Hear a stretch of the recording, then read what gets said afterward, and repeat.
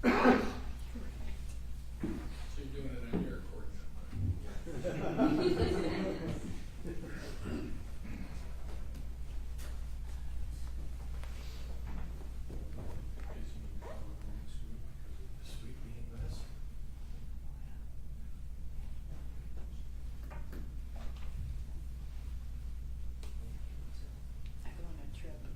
I go on a trip to Drummond Island with some friends.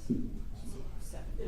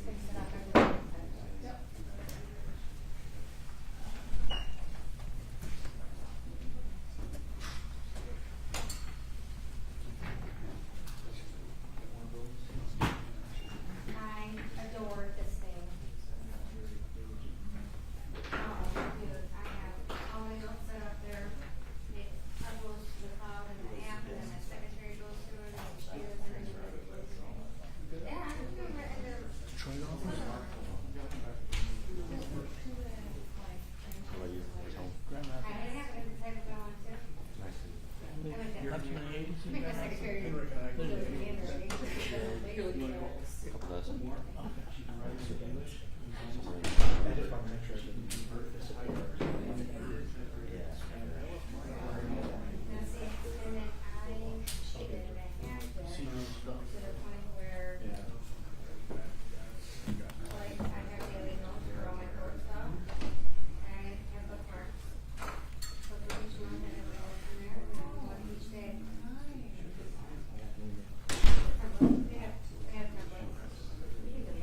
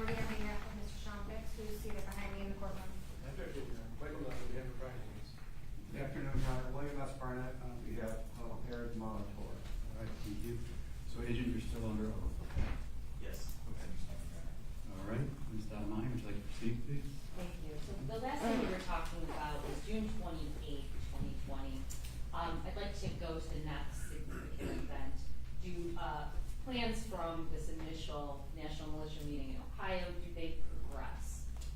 Yes, it's progress, and the next event is item 4. It's the training in Cambridge, Wisconsin.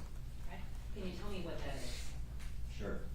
It's another national FDX, so field training exercise, where there's tactical events. There's multiple militias invited. It's a get together over 2 days. There's food, there's water, there's breaks because it's hot out in July, and there's tactical training. Can you tell me, to narrow down specifically into which defendants we'll be talking about at this event, any defendants in the courtroom that were present at this? Yes. So Mike Null, Bill Null, Sean Fix, those 3 were present. Okay, can you tell me who else was present on that board, exhibit number 18? Yes. So Barry Croft on the upper left, Adam Fox, CHS Dan was present, Amanda Keller was present, Steve Robeson was present, Ty Garvin was present, Caleb Franks was present, and Undercover Mark was present. Okay, was this recorded? Yes, ma'am. All right, and have you reviewed recordings? Yes, I have. Were you also there in Cambridge, Wisconsin? Yes, I was. Were you live monitoring? Yes, I was. Okay, were you live monitoring through Dan? Yes. Were you live monitoring through the undercover agent, Mark? Yes. Okay, can you tell me, you said that Mark is there. Who is Mark, and why is he there? So Mark's an FBI special agent who's trained as an undercover. He was portraying the role of a janitor from the Upper Peninsula of Michigan, who was recruited by Adam Fox and invited by Adam Fox to the event. Okay, so was he invited or had any contact with Dan before this event at all? No, he didn't. Did you tell Dan that undercover Mark was gonna be present at this? No, I didn't. Okay, and why was his presence, why was he present, Mark? Well, the case was escalating, and there was many subjects of investigation from across the U.S. who were coming forward with attack plans. We didn't know which plans might jump off first, and we wanted to have an FBI agent there who was trained as an undercover, who had special training, and could help provide coverage of anything that might be going on. Okay, can you tell me about the types of training that were practiced at this event? Sure. Generally speaking, there was 3 different stations. There was a weapons handling station, weapons manipulation, which did L-shaped ambushes and leaping and bounding techniques. There was a kill house station, and there was a medical station. Okay, can we're gonna go through the actual tactics, but were firearms possessed or used throughout the training Yes, they were. by the individuals that attended? Yes, How about Mr. Fix and Mr. Knowles, both of them? yes. Both Mike Null and Bill Null and Sean Fix all used firearms at the FTX. And they engaged in the tactical trainings with the rest of the groups and the rest of the attendees? Yes, they did. Okay. And you mentioned before, you said that there were tactics practiced. You mentioned a few of them. Would you classify these as offensive or defensive type tactics? Well, definitely some of the tactics could be classified as both, but there was a few tactics that were specifically offensive in my mind. Okay, tell me, what is breaching? So breaching would be the act of accessing the entry of a building or residence. So going through the entry point, through the door to enter the residence. Okay, what is clearing? So clearing would be the procedure of moving with firearms through the residence in order to identify threats. What is moving under fire? Moving under fire would be a team movement generally, and in this case, they did some leaping and bounding techniques where one teammate would shoot and provide cover fire while another teammate would move. And then after the second teammate had moved to a new location, he would provide cover fire while the other teammate would then move. So you're able to move across dangerous terrain during a firefight. What is tactical reloading? So tactical reloading would be a method of topping off your ammo during a firefight. So if you're in a position of cover, you'd expended some rounds, you would take a fresh magazine and put it into your gun so that when you re-engaged in the firefight, you had the most ammunition possible. Were all these tactics practiced at this FTX? Yes, they were. Did people handle multiple weapons? Yes, they did. Was there some general marksmanship?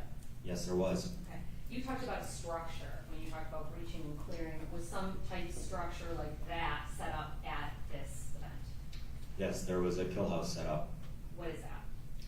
So a kill house is just a rough perimeter of a building, generally made out of plywood or tarps or just something to signify walls, hallways, rooms, and generally has an entry point and connecting rooms so that you can move through it as though it's a real residence. Are you familiar with what an IED is? Yes. What is that? It's an improvised explosive device. Okay, was there any such thing present at this FTX? Yes, Bearcroft and Ty Garvin constructed an IED and tested it at the FTX. And let's go back to this kill house that you talked about. It's often referred to as a shoot house. Yes, shoot house, kill house, those could be used interchangeably. Okay. And did Mr. Fix run through that exercise? Yes, they did. Did other attendees as well? Yes, they did. Mr. Fix involved in providing any instruction? He provided some general instruction to the team that he was with as they went through. Are you familiar with the video that's contained in exhibit number 8? I am. What is it? It's a training video produced from the Cambria training, which includes Mr. Fix going through a kill house. Okay. And you have reviewed that video? I have. Is it fair and accurate? It is. Okay, I'm gonna move for its admission. Your Honor, objectors, I would need a little bit more foundation than that. All we've got is a video that was there. Who took the video? Where was it? More foundation, as always. I can ask a few All right, questions. thanks. Can you tell me about who took that video or returned it in possession?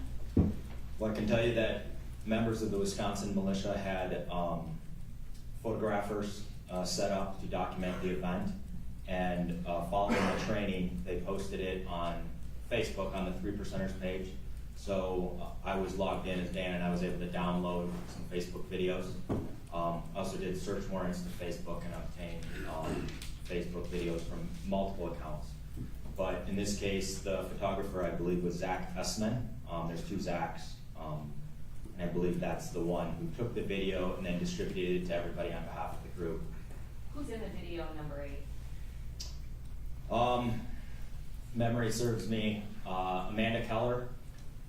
There's a few people stacking up on a kill house, and it's Amanda Keller, Sean Fix, Adam Fox, and Ty Garvin. Okay, I'm gonna move for the admission, Judge. And Your Honor, I'm gonna object to the admission. We just heard testimony that this video was recorded by some random person and placed on Facebook. A person we have not heard of before, who doesn't seem to really be a part of this. There's no way to authenticate that. There's no way to establish a chain of custody with that. There's no way, in any way, shape, or form, to say that that wasn't altered in any way, even before it was placed on Facebook, before this agent went and got it. So I'm gonna object to the admission of that particular exhibit. We join. This is a weight and not an admissibility issue, Judge. The agent has testified that he subpoenaed, or he search warranted things from Facebook and got videos. Whether they are challenging the weight of it or whether it's been altered, that's all a chain issue and that's all a weight issue and not an admissibility issue. He's testified that it is accurate as to how he had it. Sure, okay, I'm going to go ahead and admit exhibit 8, and I'll give it whatever weights I think is deserved. Thank you, I'm gonna ask that it be played.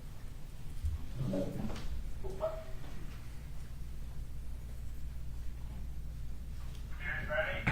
gonna have him pause it and make it bigger.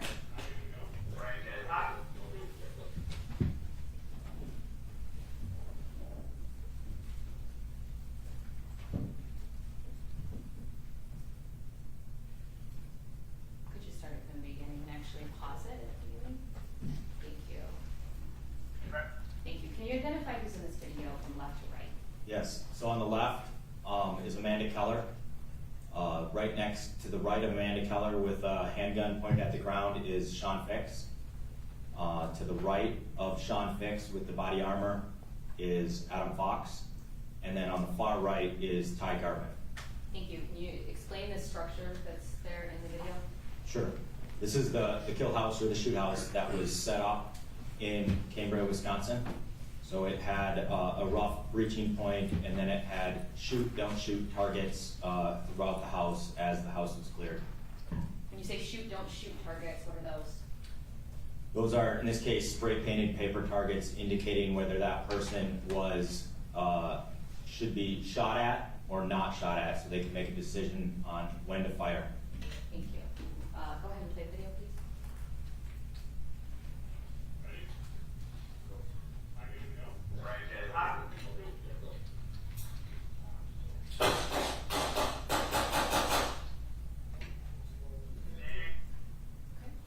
I'm gonna ask you about, Michael Null.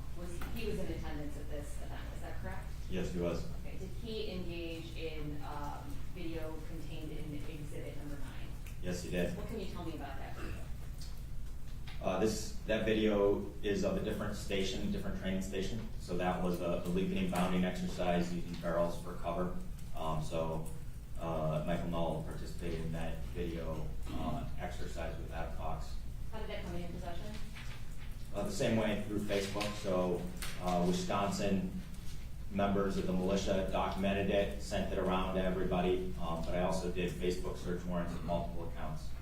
And the scene that's depicted in exhibit number 9, what is happening? What is Michael Null doing, engaging in?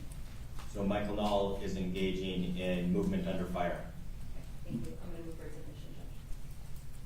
Judge, we object to it as to the standing grounds that we've been doing, standing as well as hearsay, all the objections we made this morning.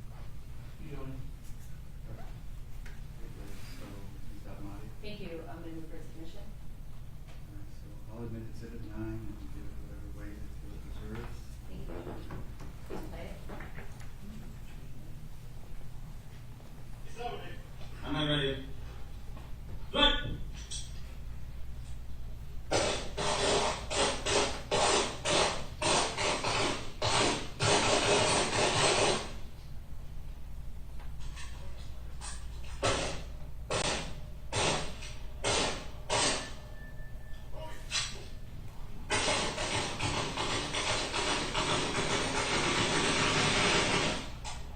Lights out, baby. Oh.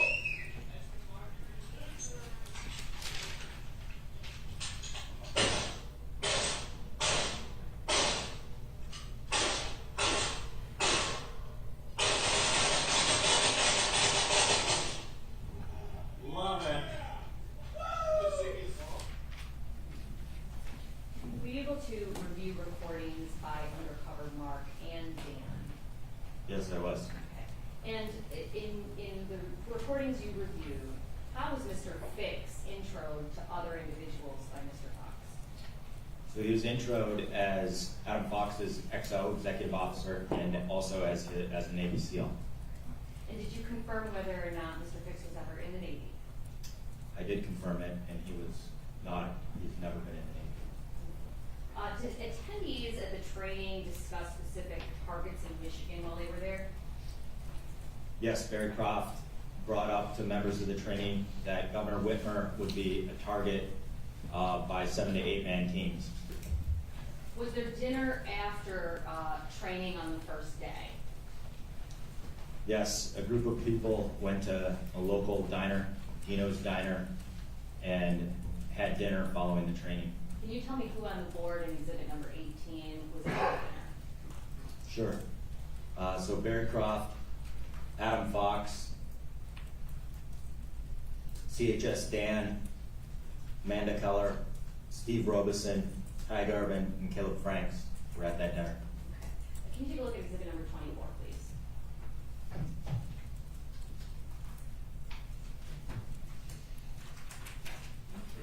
Yes, I have it here. Can you tell me what that is? This is a description from Adam Fox at the dinner in Dino's as they're all seated around. On I'm sorry, is that a transcript? I'm sorry, this is a transcript of an audio excerpt of, that was recorded of the conversation at Nino's. Can you tell me what this contains? Yes, so this is a description by Adam Fox in which he states he filled in the Null brothers with his plans. And who made this recording? Dan did. Thank you, and you've reviewed that, is that correct? I have. Okay. I'm gonna ask for submission, Judge, for 24. The objection? Judge, we do the standing objections that we've been doing. Additionally, the transcript doesn't show where the Null brothers even are there or speak. We join, foundation, relevance, cherry picking the conversation of a long thing again, so we object, thank you. Mine? Same response, Judge. All right, so again, I'll admit Exhibit 24, and give it whatever way they feel it deserves. Thank you. Can you play Exhibit 24, please?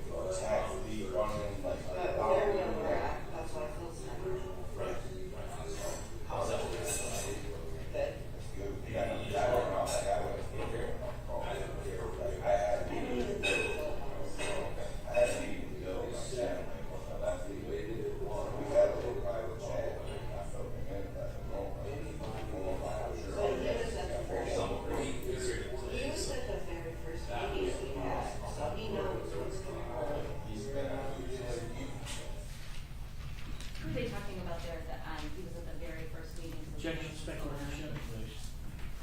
Well, I think it's established whether the witness knows what Okay. the conversation was and how he knows. Okay? So Yeah, it's well, a standing objection. Yeah. Isabella, do you know who they're referring to? Yes. How? Based on previous recordings I've listened to Objection, in Dublin. speculation, based on previous recordings, this recording, Judge. Have you heard the entirety of this recording? I have. Okay, and do you understand how to listen to context? I do. What is the context of this? The context of this is that. Objection, speculation, there's no foundation. Now, I've raised the objection of speculation, and now we're going to get another story regarding what he believes the context is. This is now supposition based on speculation. If you want to play the full thing, we'll hear it, but now it's speculation. I played the Objection. full thing. I know, but objection, now he's gonna give us his opinion, who he believes it's about, so objection. Let me do it this way, Judge, let me just try it a different way. Can you put the transcript up, please?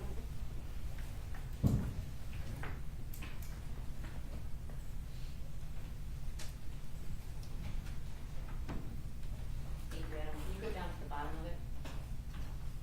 Okay, so at the very beginning of this, they're talking about the Null brothers, is that right? Yes. To the top, if you would, too. Thank you. Talk about the Null brothers, right? Yes. And they're talking about the Null brothers again, right? Yes. Okay, keep going down, and they're talking about the Null brothers again, right? That's correct. Okay, and they specifically say, I had a meeting with Bill by June. What's that last week? We've had a little private chat. I filled him in. Who's him? That's In the Bill. context of this, okay? Let him know, like, I'm sure all you guys need to be on board. And then Dan asked, what? He's on board? And Amanda Keller says, he was at the very first meeting we had, so he knows what's going on. Is he Bill Null? Objection, He's been in the loop since the beginning. objection, they're making reference to other people, Judge, and now they've jumped down to. I'm just gonna let it be what it is. But, I'm not gonna ask any more questions Okay. about it. It speaks for itself. Judge, I do have a problem with it. Whenever you look at CHS, Dan says he's on board. This is a person transcribing this, not a person that's standing there. It could be a question, or it could be a statement. It can even be an exclamation point like shock, like he's on board, question mark, or he's on board, exclamation point. I've admitted the recording, Judge, and if the court wishes to review it later, I'm happy to give you all of the clips for your personal review. Okay, so I will ask for those. Yes, So- absolutely, we'll have them ready for you.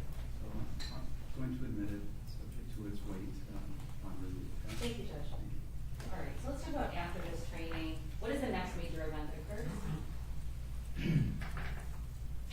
So after 2 days of training in Cambria, the next one is item 6, which is the National Militia Meeting in Peebles, Ohio. Okay, I wanted to go a couple of days before that though, okay? July 15th, so this is a couple days after the Wisconsin event, a few days before the second National Militia Meeting, is that correct? Yes. Okay, and, I'd like to take a look at exhibit number 51, please. Yes, I have it here. What is it? It's a screen capture of a Facebook post. Whose? It's a Facebook post made by Adam Fox, but it's a forward of Barry Croft's account, Last Croft. Is Eric Molitor commenting on, that post? Yes, he does. Where does this post come from?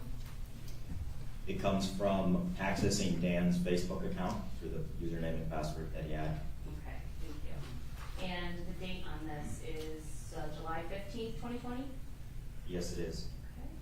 And what can you tell me about what that is? It's a comment made by Eric Molitor based on a statement made by Barry Croft. Okay, thank you. I'm going to move for submission, Judge. Objections? Could he point out what he's talking about with regard to Mr. Molitor, please? Exhibit 51. Yeah. If you need a larger version of it, I I don't can't know. read the. I'm so sorry. I think that was our mistake in that when it printed out rather small. Yeah. I'm happy to give you. I'm having a hard time reading that. Yeah. What was the Mr. date? Barnett, if you wanted to come over here and take a look at it on the screen, I just didn't want to put it up until it's admitted, if you don't mind. July 15th. July.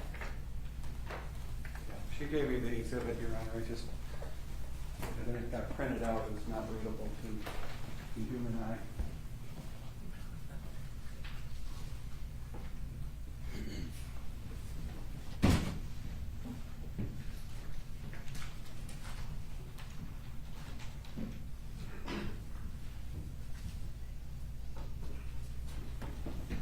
Okay. I object, Your Honor, to the entry of this. This is not relevant to material.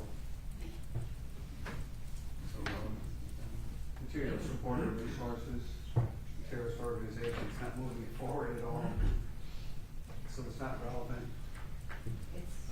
It's not a statement against this interest whatsoever. As it applies to this charge, which is count 1. Sorry, thank you. The relevance, Judge, is that it shows that Mr. Molitor is ready for violent action and the item will speak for itself, but this is, as far as that's a weight issue, about argument, about what it means or that kind of things, but what I've done is establish the foundation through this agent that this came from a Facebook search warrant, screenshot, something seen, so there is a solid basis for it, it's an admission at this point. Could I hear could I address that further? Your Honor? All right, go ahead. It's just a character assassination, excuse me. If the court know what I meant. Again, it doesn't move forward any part of material support or resources to a terrorist or terrorist organization. That's the charge. Not the plan, prepare, nothing. There's no plan even being shown to us. It goes towards an intent, Judge. It doesn't reflect any intent to any plan of any act that they've talked about, so. So I'll figure that out, Mr. Barnett, so I'm gonna admit it, subject to its weight, okay? Thank you. Can you put it up, please? Okay, walk us through this. Sure. So Adam Dean Fox posted this, which is a repost of Barry Croft's Facebook post. Barry Croft is using the account Last Croft. This is Adam Fox. That's correct. This is Barry Croft. That's correct. Okay, go ahead. And so Barry Croft stated, at this point, militia resources should not be allocated for rallies and flag waving events. Total waste of good training time. To Okay. which Eric Molitor replied, you could blow it up a little bit, I'll be able to read it.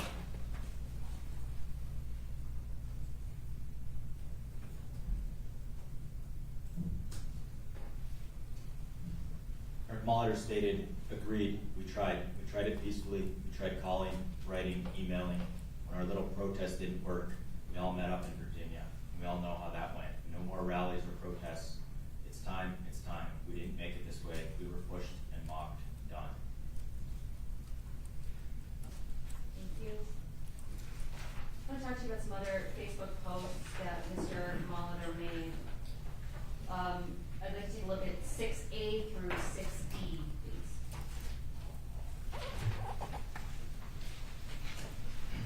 I have them here. Thank you. Can you tell me what you have in your hand, A through D?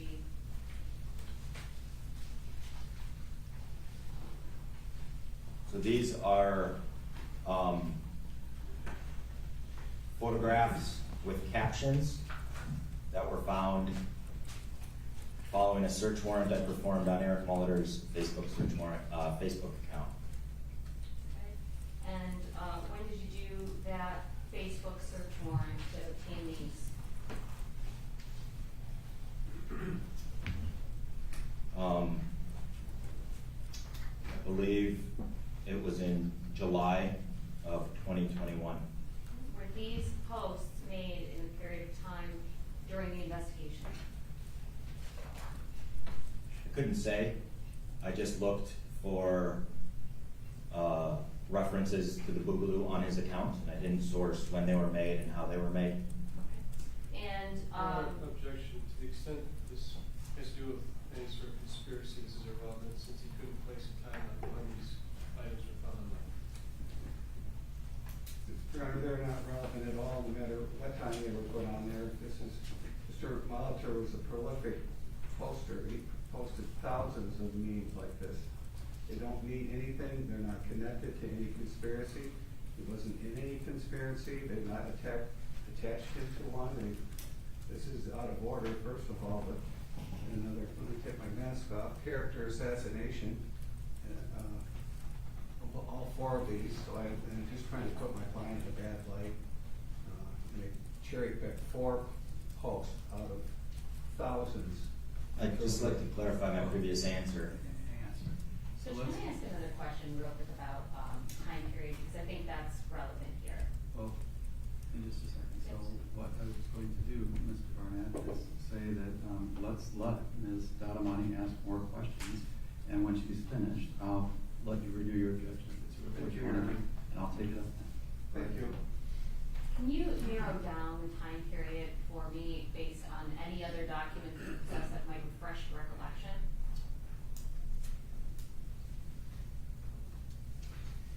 The time period was, I'm sorry, no, Okay. I'm not tracking. Okay. I'm gonna withdraw my motion to admit, Judge. I'm gonna keep going. Thank you. All right.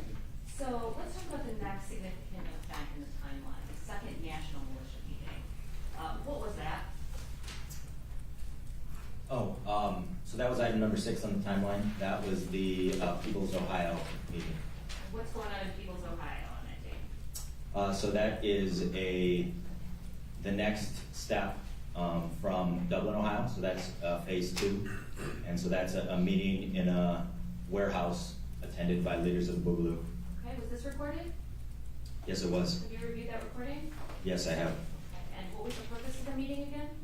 The purpose of the meeting was for representatives from each state to bring forward their attack plans so that they could be reviewed and decisions to be made. Okay, who's it organized by? Barry Croft. Where was it held? It was held at a warehouse in Peebles, Ohio. Aside from listening to a recording, did you also live monitor? We did. And who on board in exhibit number 18 attended that meeting? Sure. So Barry Croft, Adam Fox, Sean Fix, CHS Dan,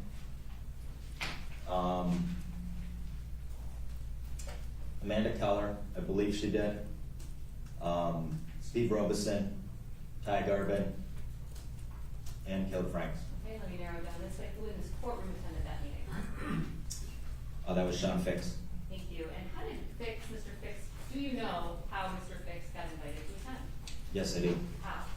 He was invited by Adam Fox. How do you know that? I reviewed phone records from Adam Fox. I saw encrypted wire communication between Sean Fix and Adam Fox. Thank you. Can you take a look at exhibit number 10, please?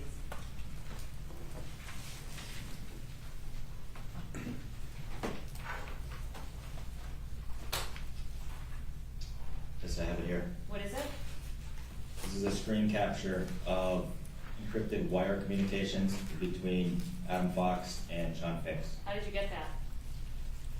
Got it through a review of Adam Fox's cell phone. Okay. And is this a screenshot of the exchange? Yes, it is. What's the date? The date is July 9th, 2020. Remember permission, Judge? No objection for purposes of the, Okay.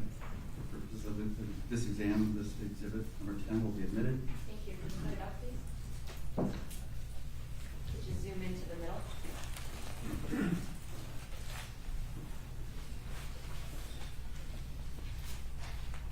you, Adam. Can you tell us what's going on here? Sure. So this is a statement by Adam Fox, who's using the screen name Deansy, and Sean Fix, who's using the screen name Tex. Adam Fox stated, "There's a Founding Fathers meeting, the 18th in Ohio. I'd like you to be there with me. It's for leadership. Final plans for mission will be determined. There will be input from all states." Sean Fix replied, "I should be able to make it." Adam Fox stated, "Great." And what does this term Founding Fathers mean in relation to this investigation and every recording you have reviewed? So it's a reference to the refounding of the United States. So the meeting of the Second Continental Army would be the refounding fathers for the Civil War. Okay, and what are final plans for mission? Those were the attack plans that states were going to bring forward and discuss. Okay, thank you. You can take it on. Was this purely a meeting or was there some training going on like we talked about? This was just a meeting. Was violence discussed at this meeting? Yes, it was. Can you tell me about that? Sure.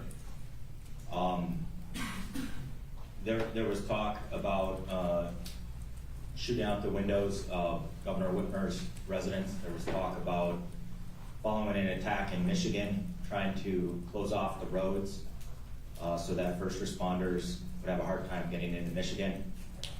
There was talk about attacking a state police post in Michigan. Okay. And was there anything specific to Governor Whitmer? Yes, yes, there was discussion about targeting her at her cabin up north, getting additional intel on her whereabouts, and potentially going in at night. Was there discussion of targeting other governors in other states? Oh, yes. Was any general consensus achieved from this meeting? No. Were any plans solidified at this meeting, a particular plan chosen? No. What happens after this related to Mr. Fox? Mr. Fox told Dan, members of the Wolverine Watchmen, that since no consensus had occurred, he was going to push forward with attack plans in Michigan on his own. Okay. And Mr. Fix is at this meeting, right? That's correct. After this meeting, does Mr. Fix invite Mr. Fox to his home? Yes, he does. Okay. And what is the date that occurs? That's item number 7 on the timeline. That's August 1st, 2020, And his home is located where? in Belleville, Michigan. Okay. So I want to take a few, before we talk about that event on number 7, can you tell me a couple of days beforehand, July 29th, can you take a look at exhibit number 72? I'm sorry, what's the number? Exhibit number 72. Thank you. Sorry. Yes, I have it here. What is that? This is a screen capture of the FAFO chat from Wire. What's a FAFO chat? FAFO stands for fuck around and find out. What is that? How does that work if that's a chat? You talked about encrypted apps already, but what's this chat? So that's the name of the chat, and it's a specific chat to those who are willing to follow up on that warning. Okay, so what does this mean, this fuck around, find out? It's a warning that if you fuck around, you'll find out. Sorry, Judge, that's foundation, try you're looking right now, the exhibit's not admitted yet, so I'm trying to, before we go into the content, okay? Yes, The sir. exhibit itself, how do you have that exhibit? What is that? So it's a screen capture that was created when the FBI logged into Dan's encrypted wire chat and was able to access the account in real time before messages were deleted. So when was that captured? I believe it was July 27, 2020. That'd be July, look at the actual date on there, is there a date on there? I can't read the date on my copy. Okay, is there a copy that would be better, is that a small, sorry, is that one of those small? It's not small, it's just a little bit lighter. Sure. You've reviewed this screenshot before, right? Yes, I have. Okay, can you put it up on the screen just for the witness here?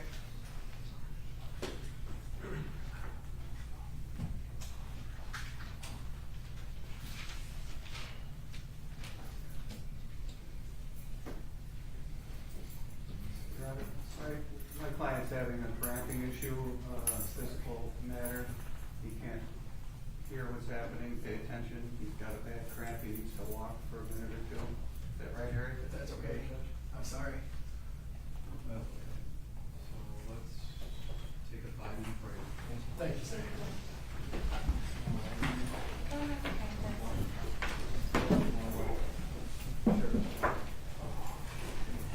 All rise.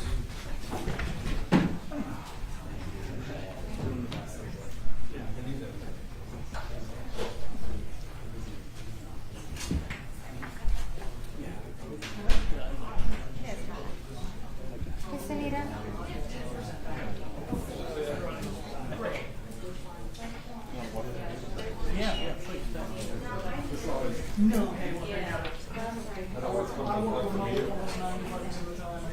I'll be editing and I'm going to get my batteries back. She's got some.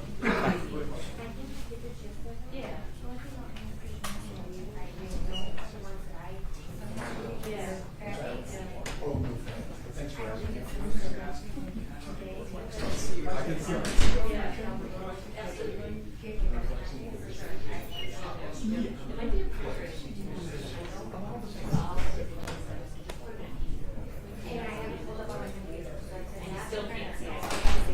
I triple checked that before I went to complain to you. Okay, I'll just make note of the ones I named. Okay. Thank you.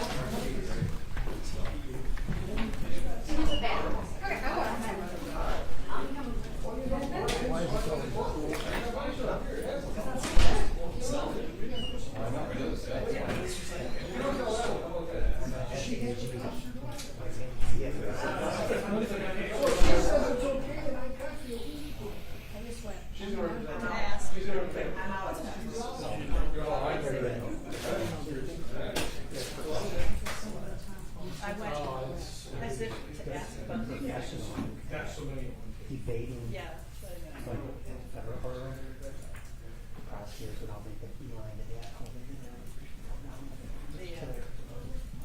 protected by FBI.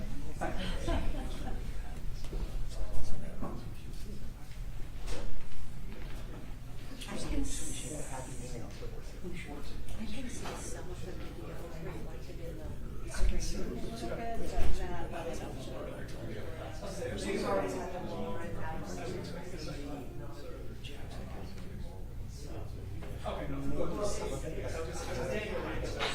That's all I know.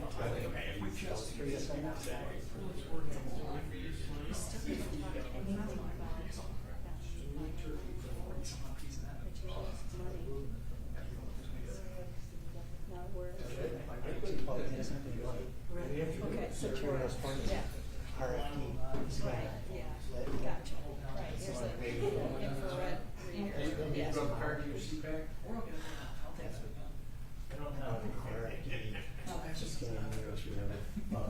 Yeah. That was my insurance course. So, Good morning. My understanding. here's my other question. Is the training itself $15 an hour? It's not.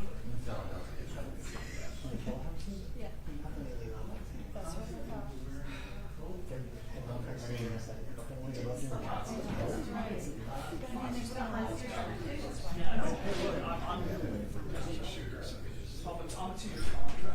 Well, they haven't been charged with conspiracy.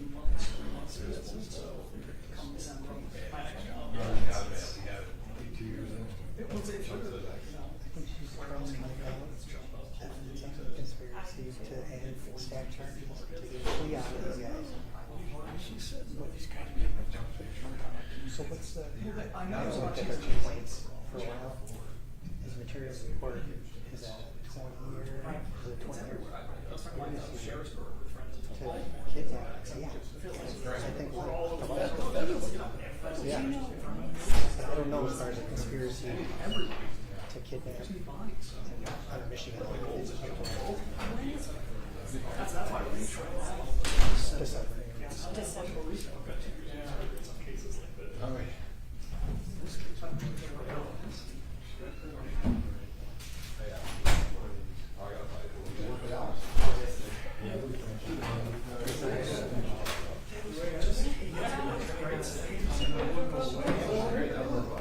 Can I speak to you?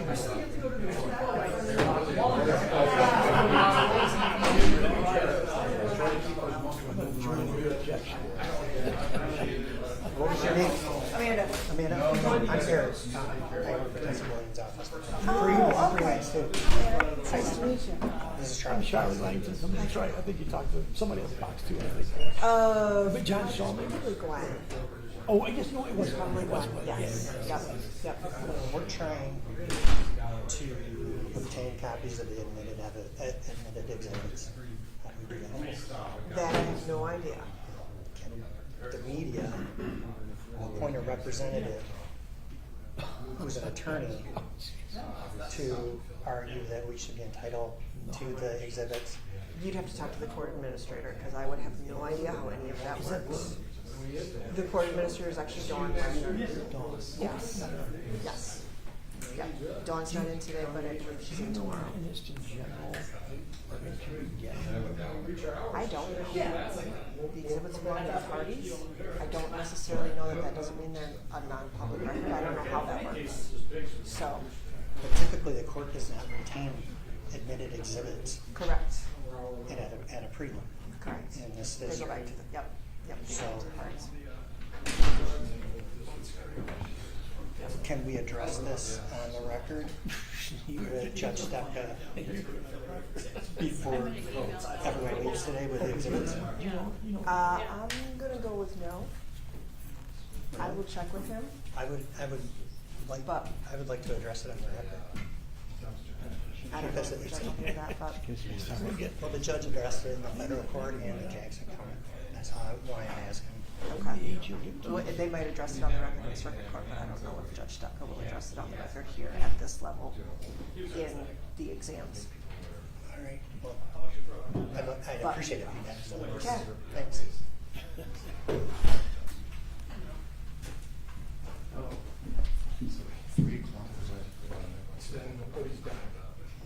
Wow, it's done on voice.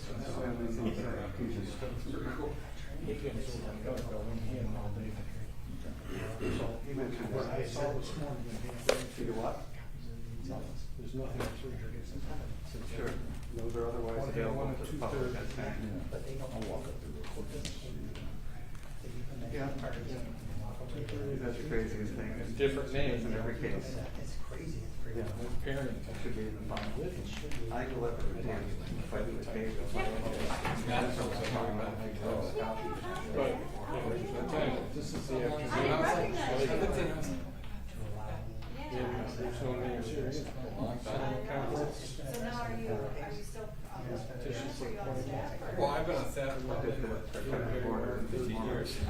But, yeah, it's still kind of putting stuff together for the documentary that I'm never going to do. But I listen to your podcast. Where are you from, sir?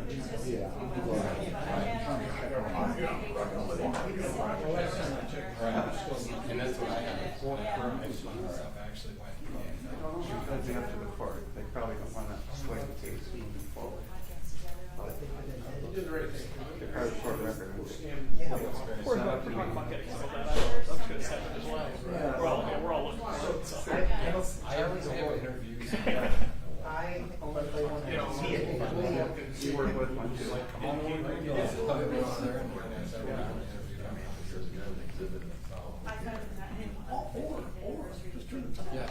saying, we could just turn this out. We could shoot it off. Yeah. There's like, and one more HDMI. That was another HDMI cord.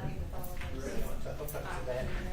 Well, they've got the Zoom on that. All right. Okay. You please be seated.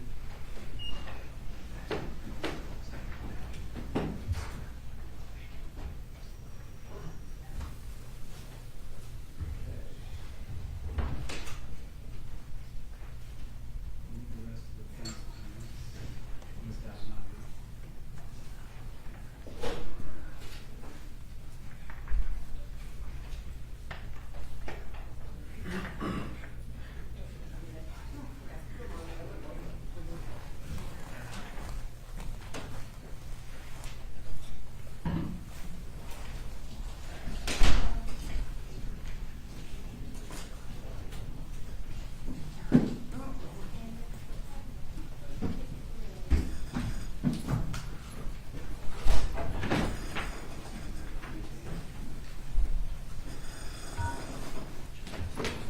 So it's gonna bring you back water, but they charge my card and it's not there, it's out. Okay, thanks for your time. Yeah. I don't think that is. Sorry. Thanks for the break. Everybody's back, so. Please continue. Thank you. Did you know, I was having you look at exhibit number 72. Pull that one up. Oh, yes, I have it here. Okay, and can you describe, you know, you read it before the break, but I just want to keep this on track here. Can you describe what that is and how you have it? Oh, yes. So this is a screen capture of the encrypted wire chat. It's the chat group, FAFO chat. It's from July 29th, 2020. Okay, thank you. I'm going to move for submission, Judge. Any objections? Number again, I'm sorry. 72. I object to this, Your Honor. It says, may I? Go ahead. Thank you. This has my client's name circled. It has a sentence circled as well, or two, with some emojis. And as I recall, this is an incomplete statement. There's more to be said after this. The rest of it shows my client didn't read this, didn't respond anyway. Can I ask We, one question? it's not relevant to my client. They're trying to attach this to him again when he's not even part of this conversation. He's got a black square under his name, so it's text, which is Mr. Fix. This is an incomplete statement. This goes on, and they have the full statement. I ask the court to not admit it because it's not a complete statement. There's more that goes on after this, and I think it'll show that Mr. Barricade, so to speak, did not respond, and could very likely have been not a party to this faithful chat.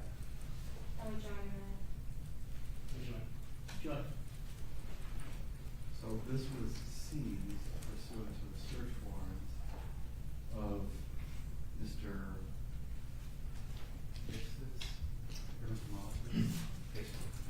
No, so this is a wire chat.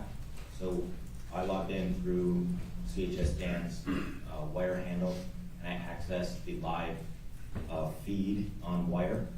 And then me and my team, we did screen captures of relevant chats as they were ongoing before they were self-deleting in the encrypted wire chat. So Ms. Davenport, you want to ask another question? Yeah, what are the black boxes on this exhibit? So there's 3 black boxes. The 2 black boxes on the right include Sean Fix Hold on a usernames. second. Black boxes, were they added by you or were these on the original screenshot? Oh, yeah, yes, I added these. Okay. Did you add those for some purpose here today? Yes, I added them to highlight the pertinent portions that were part of this exhibit. Got it. So that's an annotation by you, is that right? Yes, that's correct. Okay, but the original screenshot, that is the original thing that you've just been talking about where you guys screenshotted certain conversations. Yes, As they were happening, really. that's correct. Okay, I'm gonna move for submission, Judge. Okay. Mr. Barnett? Object again, and maybe Vladimir a little bit about the lack of response. It's nothing relevant to my client. It has nothing to do, again, with material support, resource, assistance, anything. They're again trying to shine him in a bad light. He's not even on the discussion. Didn't see this till he got to jail and they sent it to him. This is not fair to Mr. Molitor. He's listed as barricade. He's not in this chat. And they're trying to impugn his character yet again. Okay, if you'd like to ask more dear questions, you can do so, Mr. Barnett. Do you have any idea, sir, whether Eric Molitor is on this chat or not, just from looking at your screenshots? Yeah, so looking at the screenshots, he's a member of the chat group. Okay, but that doesn't say he's looking at this, that he's read it, that he's responded. There's nothing on there coming back from Mr. Molitor, first of all, right? So looking at this exhibit, I can't tell you what he did or how he interacted with his phone. All I can tell you is who's on the chat group. Right. And that doesn't mean that he read this, did it? It's certainly possible that he could have not read it. Sure. And where's page 2? Well, all the chats have been captured and provided over. This page was selected for this exhibit. Sure. But there's more discussion on kidnapping on page 2. This was a little discussion about one topic, and it's been cut in half, is it not? Well, there's thousands of pages of chats, and we selected this one. Anybody could select any particular chat they'd like and make an exhibit of it. Well, that's not totally true. My point is, this goes on to another page. There's more discussion, and Mr. Molitor's not on that page either. Isn't that true?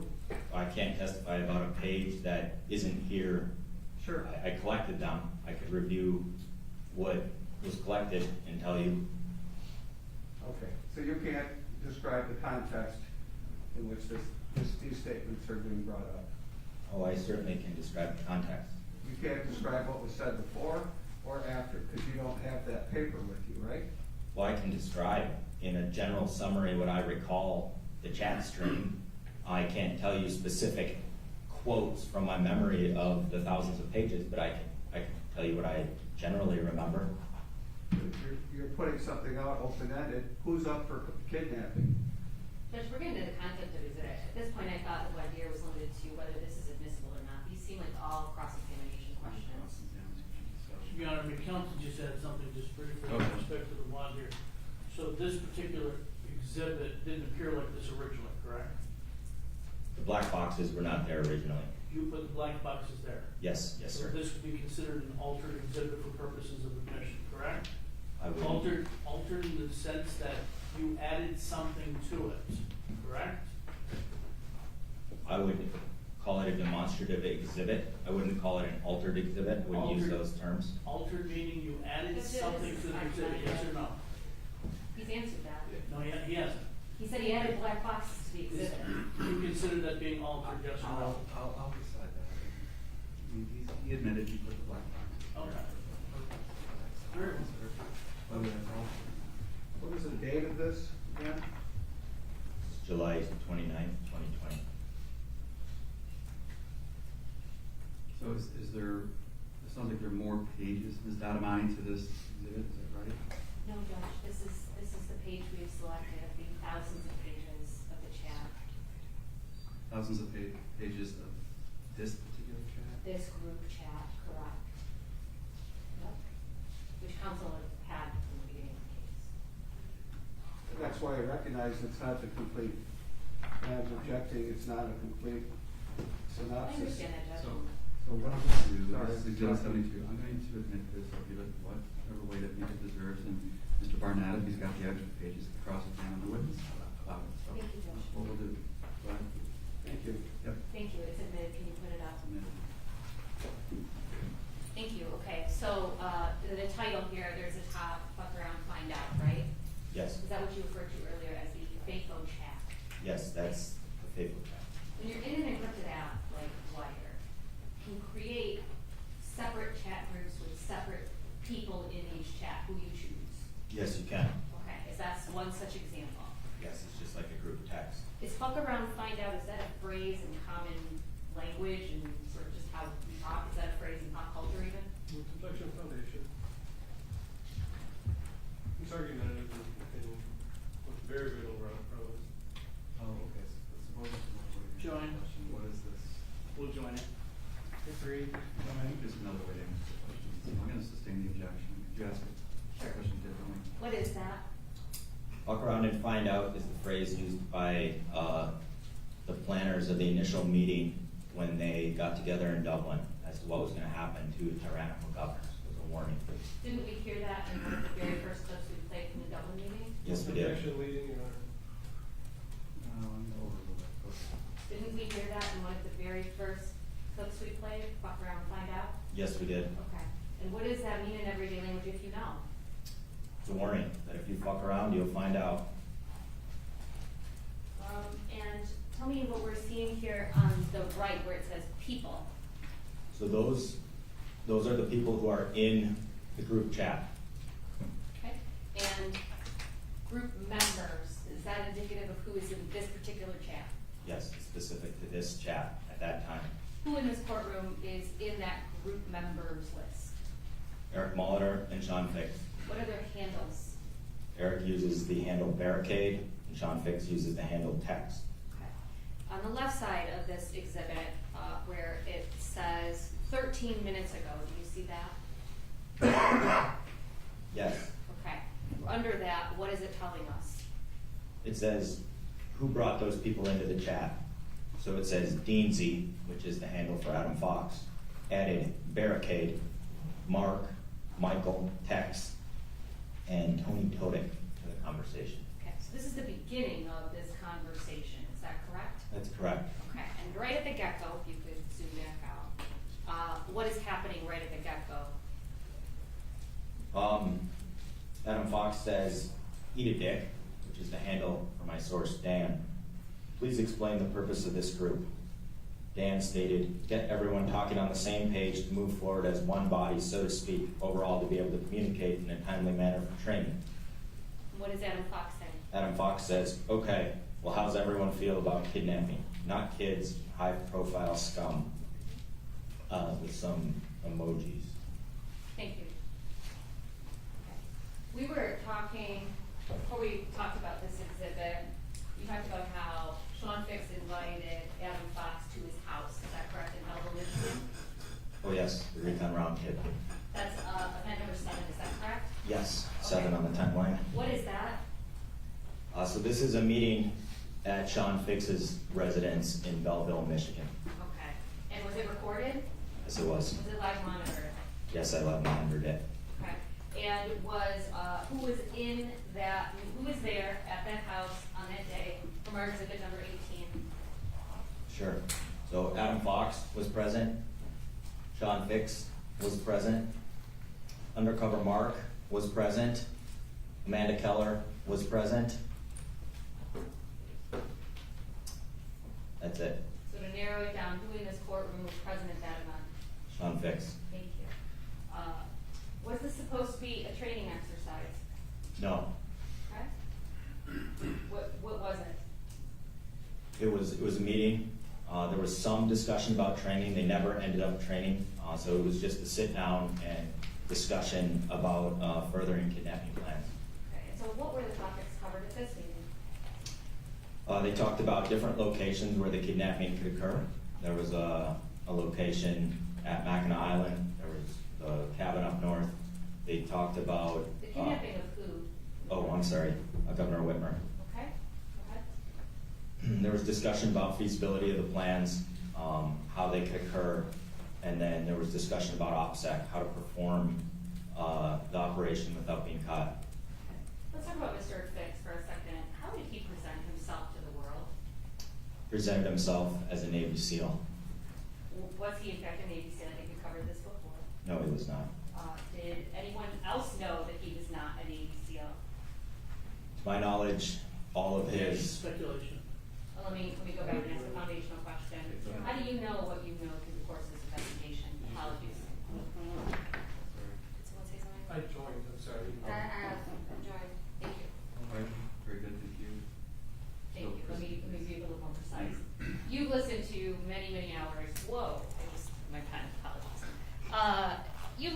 many, many hours of recordings, in this case, is that correct?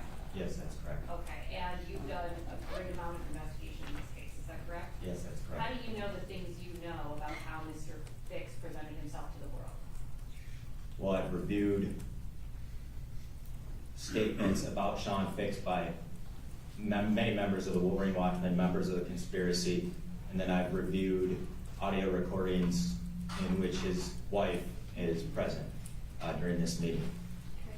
Have you gone through Mr. Fix's Google search history Yes, I have. pursuant to search warrant? No, pursuant to forensic extraction of his cell phone. Thank you. And anything else you relied on to answer the question that I was posing to you? Yes, I did a Facebook search warrant for Sean Fix's Facebook account, and I reviewed his statements before and during the conspiracy. Okay. So now my question is, how did he present himself to the world, to his friends, to his family, to his wife? As a Navy SEAL. Okay. Did he own items from the Navy SEALs? Yes, he owned some Tridents and Navy SEAL paraphernalia. And what kind? Pins. I wasn't in the military, but they appear to be like uniform pins, some type of badges.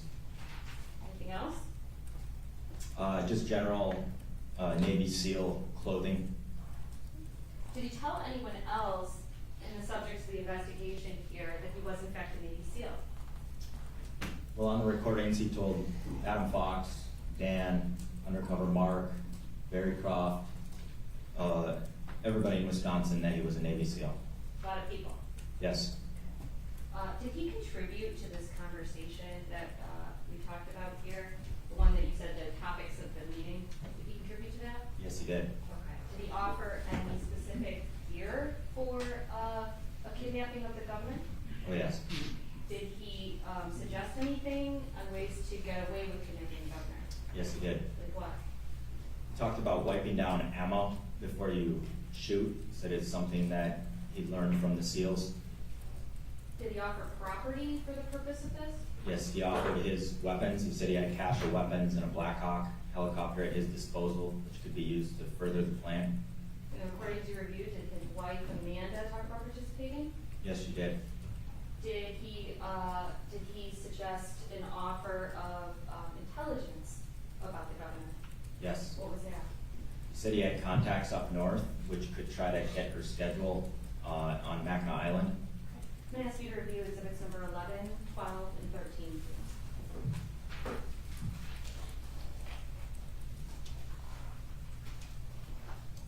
Yes, I have them here. And are you familiar with those? I am. Tell me what 11 is first.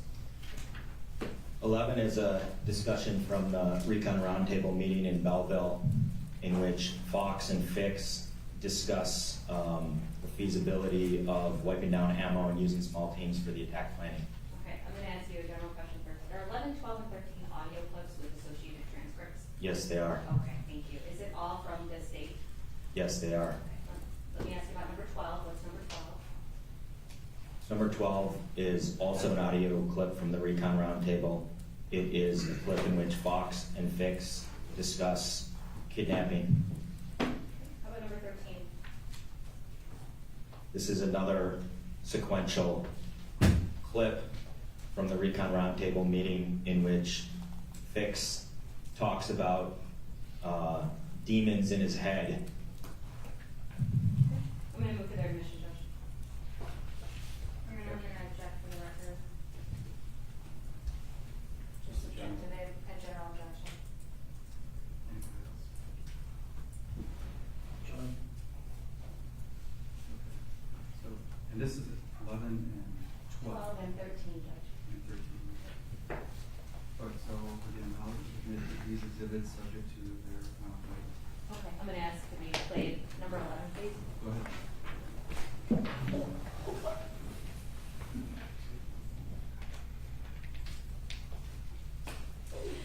You're welcome. Any ammo, any mag you want to buy?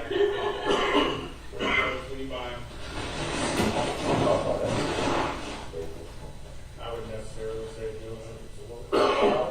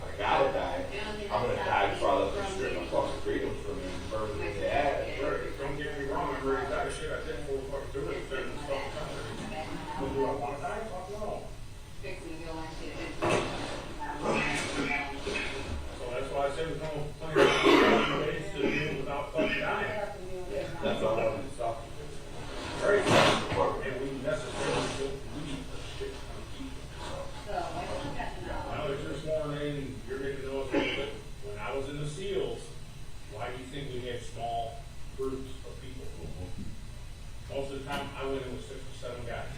That's it. Guess how many rounds we carry on? We carried anywhere from 6,000 to 9,000 rounds on 7 people. That's no bullshit. Firefighter, man, the rounds They go quick. They go quick. I see how quick goes the train, I'm like, God damn that man. Yeah, this is, yeah, I mean, there's a reason why we met. You said that before.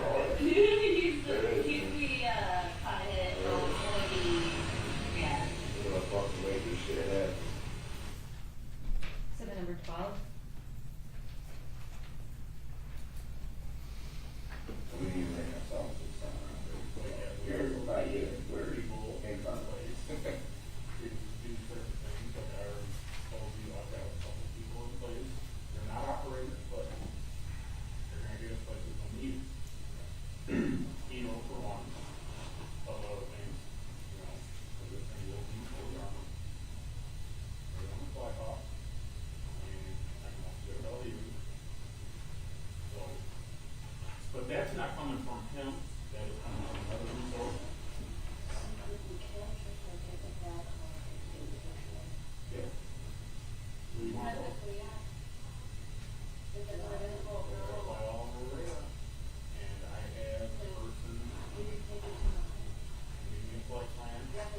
I will alter myself, you won't even know it. As long as it's done right.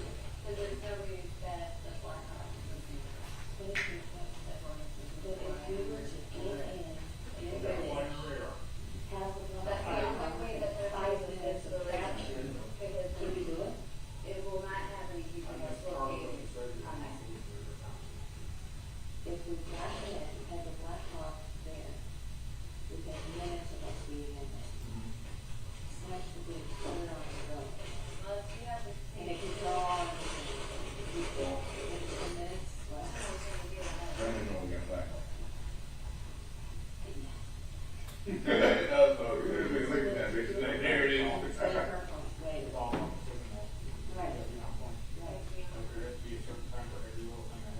I was thinking more trying to figure out why exactly who would come south on if I'm talking to Cole, then the man it off. Fucking get in there, get her, take her out like Cole, take her in the middle of the fucking thing, lady, and have a fucking beauty lady. And you get it out. And that way, let me just put your hands in the middle of the fucking.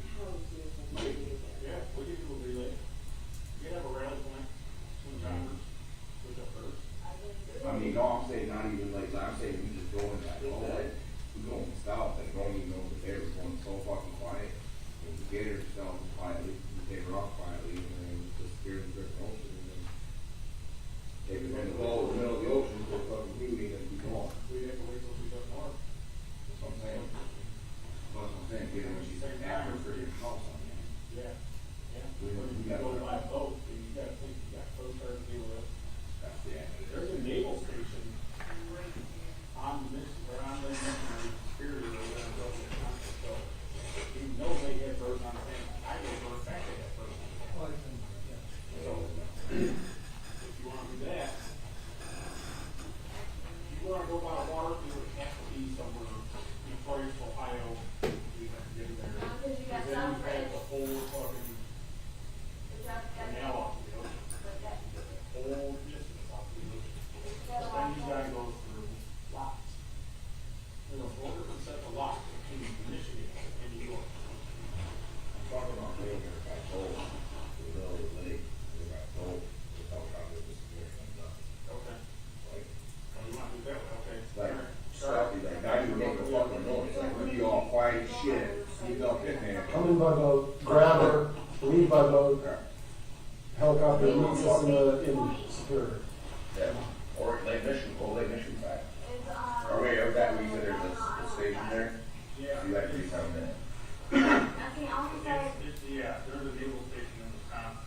Pause it for a second, please. And there's one at Elbridge, so the only safe point would be over by. So you gotta think, if you were to do it, Think about Lake it. Michigan. Is there a naval station in Wisconsin? Yes. Thank you. Keep going. There's also an air base in Wisconsin, right on the fucking coast, too. But, if you do it right, nobody's gonna know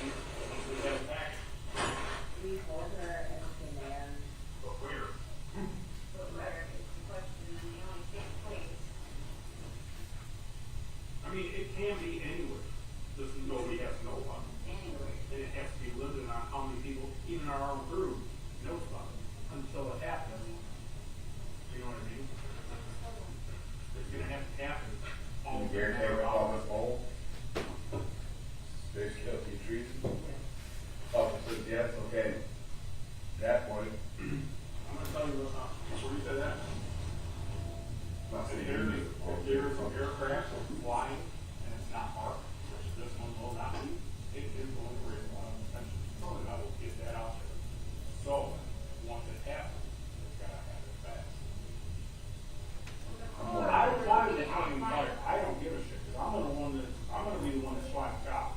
See, but by the time you get. Unless somebody else knows how to fly the o'clock, you know. How about that one, brother? I've never even known that. You can teach me, I'd love to learn. I know we should learn that on the fly.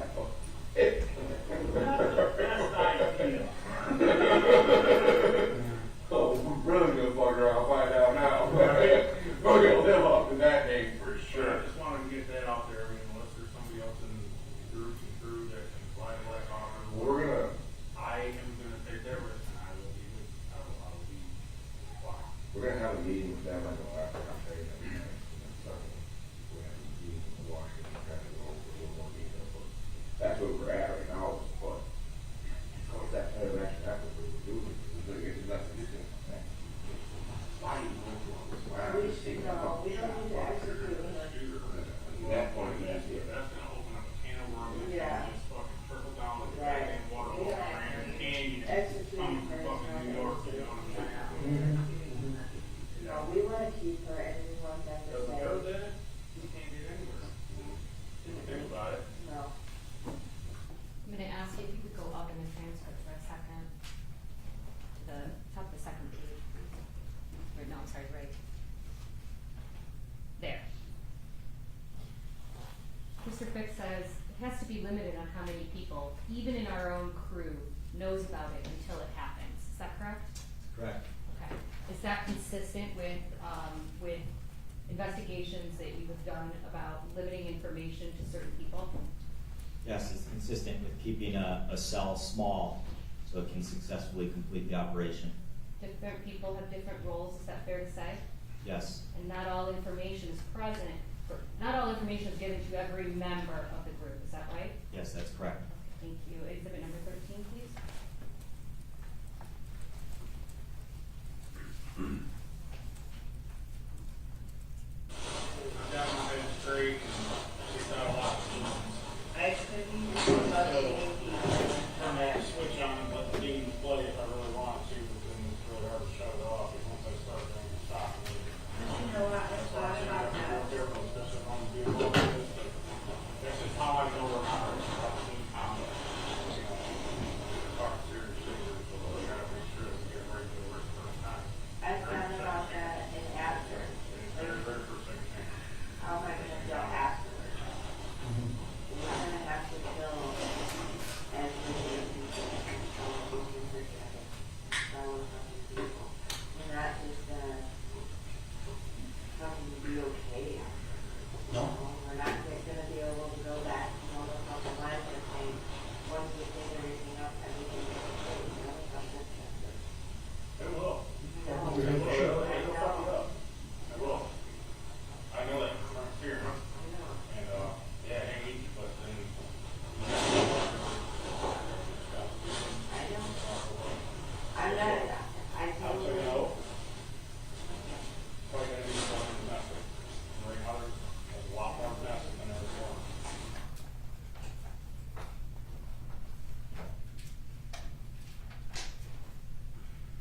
Agent, undercover Mark, who is present, and we heard in those transcripts, what can you tell me about an oath being administered? Yeah, so that day at the round table at Sean Fick's house, Mark was administered an oath to the Michigan Regiment. By whom? I believe it was Amanda Keller. Okay.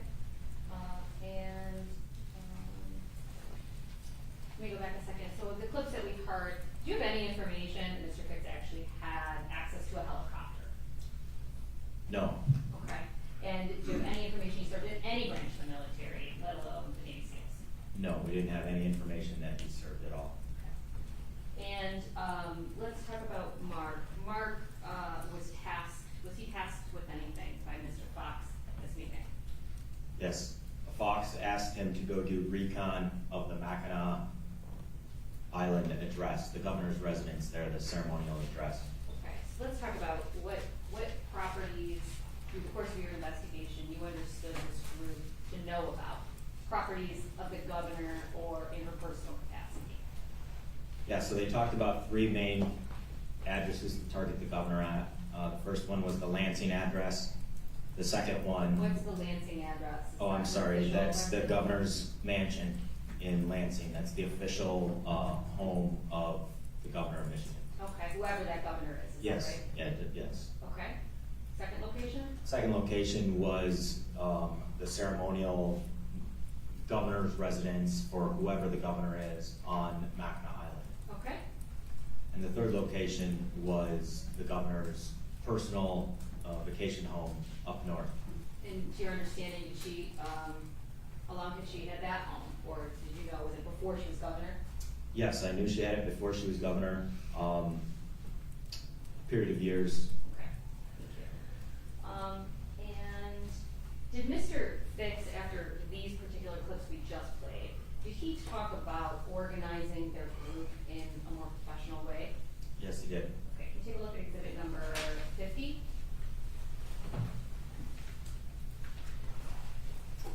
Yes, I have it here.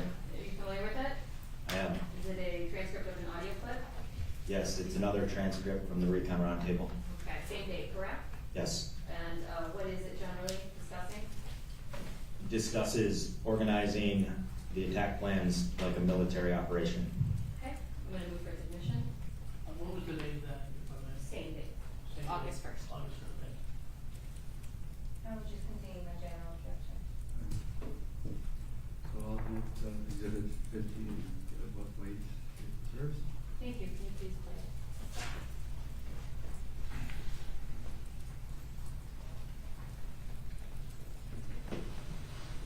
We are the foundation of this country. But I also feel we should like the military, especially for rank rise, good of that. Well, that's all we got, that's all we have, right? Yeah, That's why we we gotta do that. have some type of structure.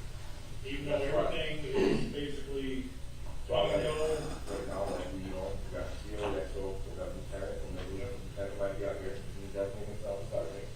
And then I thought we got to get some operator or something, so, yeah, you know, keep your expertise. and you already kind of put him in charge of the work. If you can get some more guys, careful about it. Yeah, so what I'm gonna do after we leave here, I'm gonna keep recruiting, looking from the top, just so you guys already know. We'll go out and get myself a burner phone, alright? And then, what else do you need up north? What else can I do for you up north? If you're talking Mackinac, like what, you know?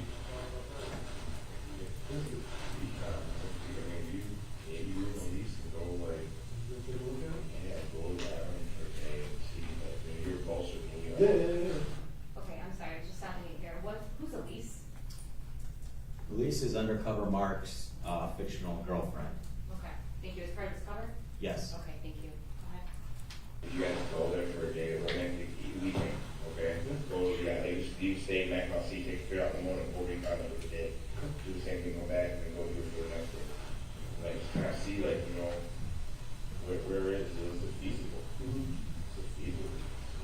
Motherfucker, we'll get her and understand. I can do that. And then, yeah, if you could do that for us, then we'll try to get some, we'll check out Traverse City, and then, you know, plus, you know, some love, you could go down and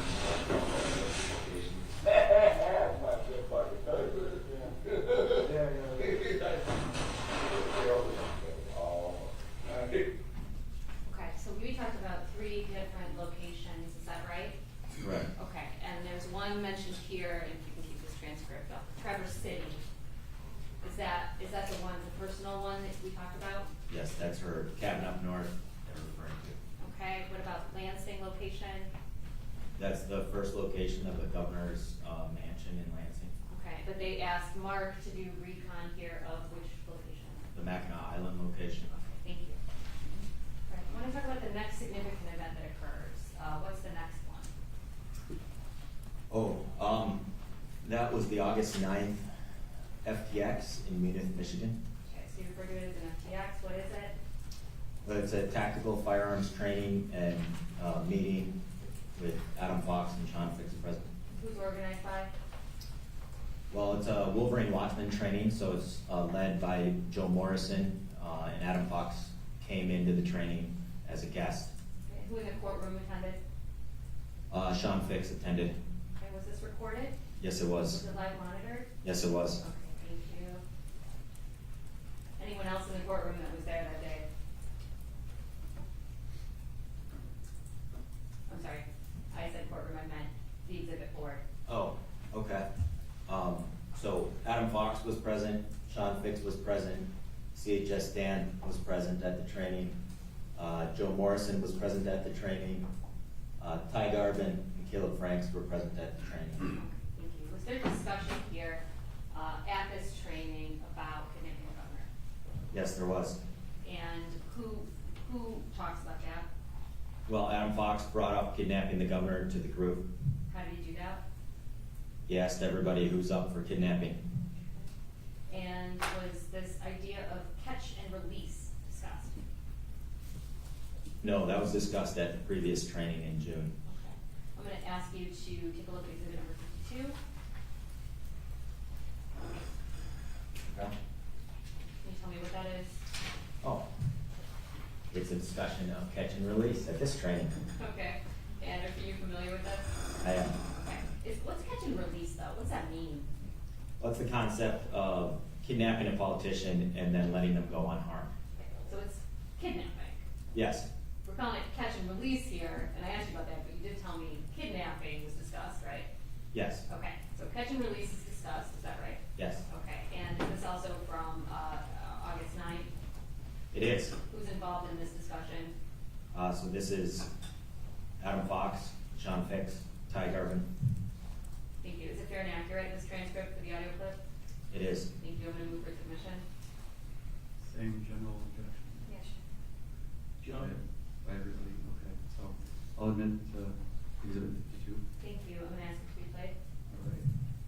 Wait, I'm sorry. Before you play it, can you tell me for a second, set this up and tell us what's happening? Sure.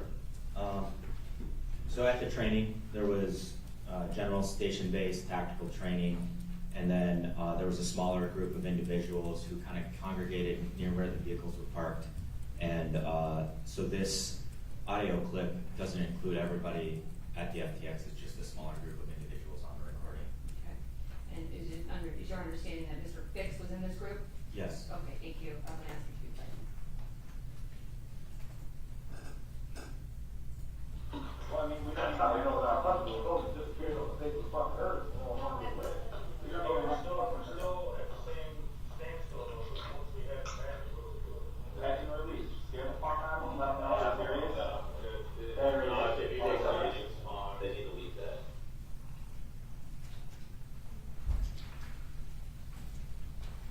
And after that clip, was there more discussion about who was in and who was out? Yes. Okay, and was Mr. Fix in that discussion? Yes, he was. Okay, I'm going to ask you to look at exhibit number 53. I have it here. Can you tell me what that is? So this is a sequential audio clip from the same training on August 9th. And it's also a smaller group of individuals away from everybody else. Okay. Is it fair and accurate? Yes, it is. I'm going to move for its admission. Same here, John? The objections are noted, so I'll admit to exhibit 53. Thank you. Please play it.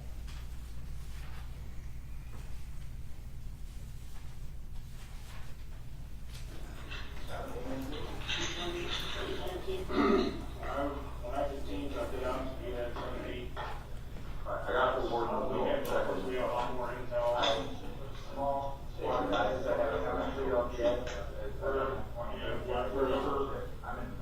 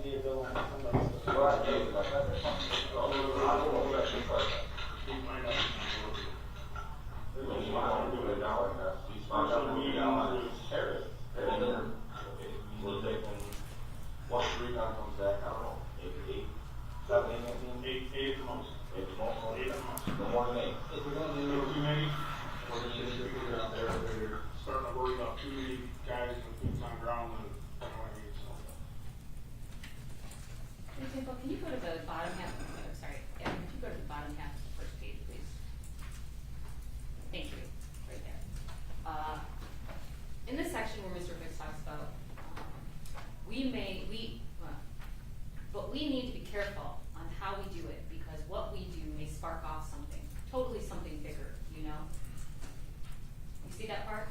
I do. Okay, and through the course of this investigation, listening to many hundreds of hours of recording, what is being referred to here?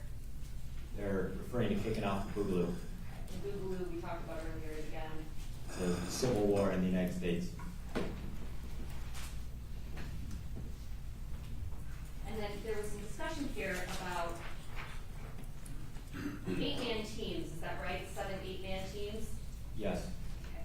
And how many people were chosen at the very end of this investigation? How many people were chosen for teams? How many individuals was that? Of operators? Are you talking about for the night surveillance? Let me ask it a different way. Is this significant in this investigation, 7 or 8-man teams? Yes, it is. In what way? And that's what the final planning occurred.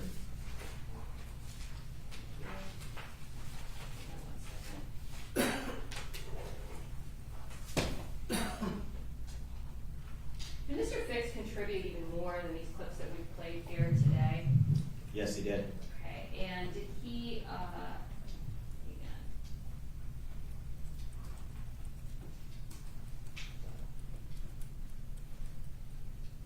did he contribute anything about the governor's house or boat? Yes, he provided a general location for the surveillance teams to go to. Okay. Did he offer any weapons for use? Yes, he offered use of his Connex box of weapons. What's a Connex box? Connex box is a shipping container often used on semis or railways. It's a metal, corrugated metal box. Did he claim to have one of those? He did. Did he claim what the contents were of those? Yes. What's that? He had 50 cals, machine guns, various high-powered assault rifles. Okay, thank you. I'm going to ask you to take a look at exhibit number 15. We've talked about this FAFO chat before, right? Yes. Okay, what's this? This is a screen capture of the encrypted wire FAFO chat. This is from August 9th. That would be 8 days after this meeting.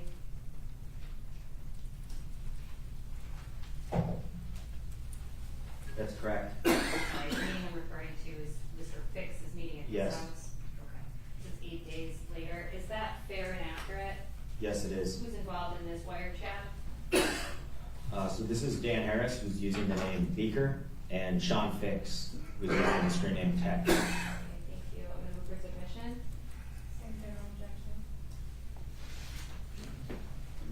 Join. I would ask, I apologize, he did just answer, Beaker, but I didn't hear it. Who was Beaker? I apologize. Beaker is Dan Harris. Thank you. So I'll admit People's Exhibit 15. Thank you. Put it up, please. I think we're just going to have you read the whole thing. Go ahead. Okay. Beaker stated, lying in bed, craziest idea. Have one person go to her house, knock on the door, and when she answers it, just cap her. At this point, fuck it. Sean Fix stated, LOL, only if it would be that easy. Beaker stated, fuck, catch her walking into the building and act like passers-by and fixing dome her, then yourself, whoever does it. With an emoji. Can you stop for a second? What does fixing dome mean? And shoot her in the head. Thank you. Go ahead. Why create a manhunt, do it in broad daylight, and then end it? Sean Fix stated, Fix reply. good point. Or could recon the house and snipe her, reach out and touch. Okay, so stop there for a second. Recon the house means what? Perform surveillance. Thank you. And sniper means what? Shoot her. All right. Next. Dan Harris said, or just mug the pizza guy and take his shirt. Either way, if y'all want to go after her, just do it that way. Pass your shit off and just take a pistol in like 3 rounds. Thank you. How do you assess at this point what to do next?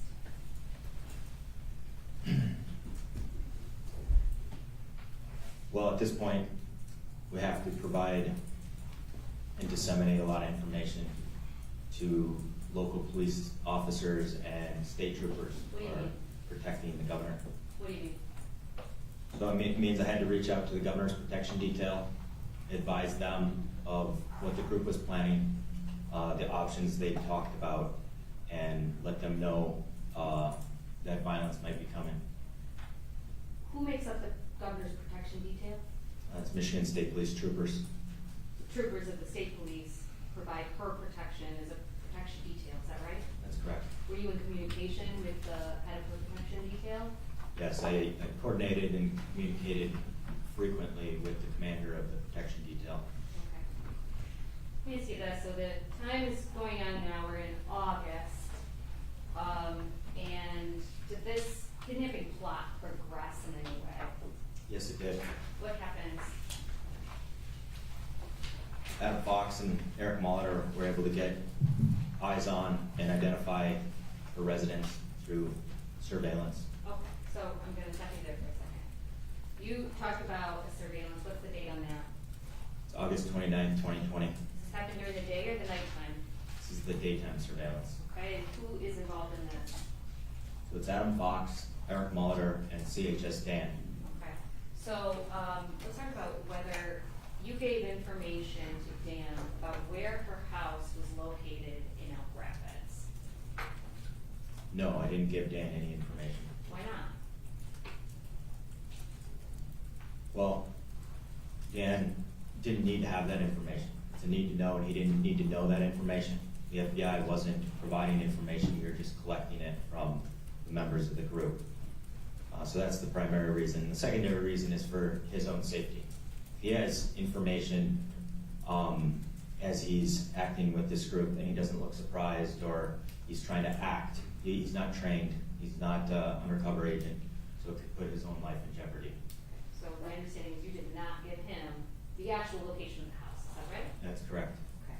So did Mr. Fix get involved in providing some direction to Adam Fox and Dan about where the governor's house was? Yes, he did. Okay, I'm gonna ask you to take a look at exhibit number 17.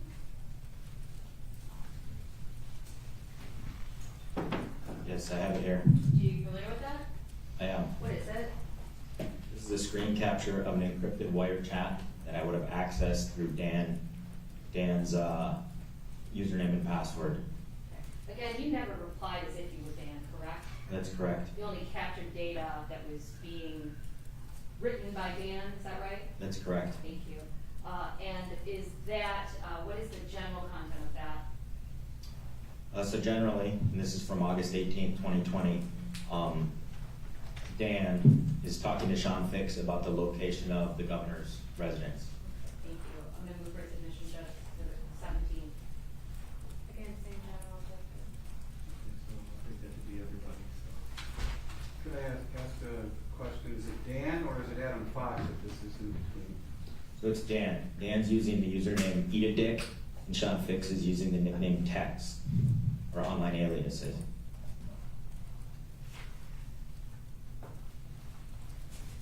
Thank you. Thank you. So, then exhibit 17. Thank you. Can you put it up? Okay, can you read this through, please? Yes. Wait, before you do that, I'm sorry.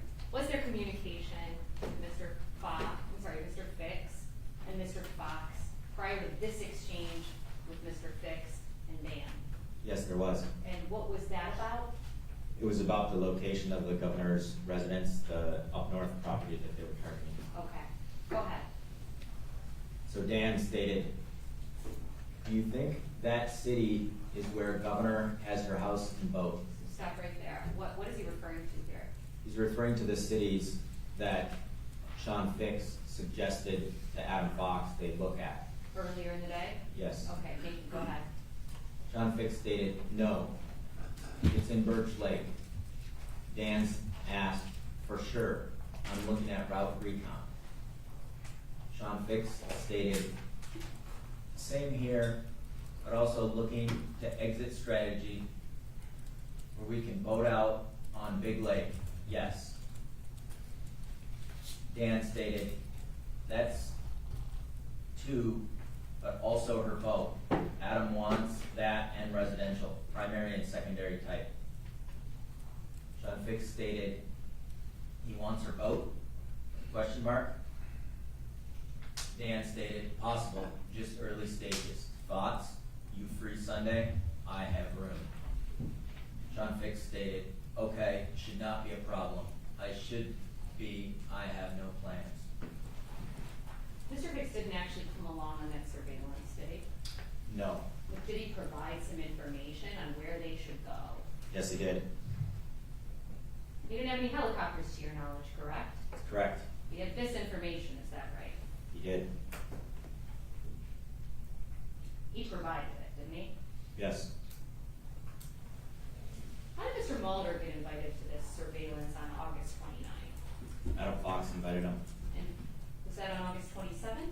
Yes, it was. At this point in the investigation, did you know who Mr. Mulder was? No. Tell me about that. So Mr. Molitor was not known to the FBI. His handles were not known to the FBI. There was no investigation on him. He wasn't part of our Wolverine Watchmen case. I didn't know what his name was. Okay. Did you identify him though?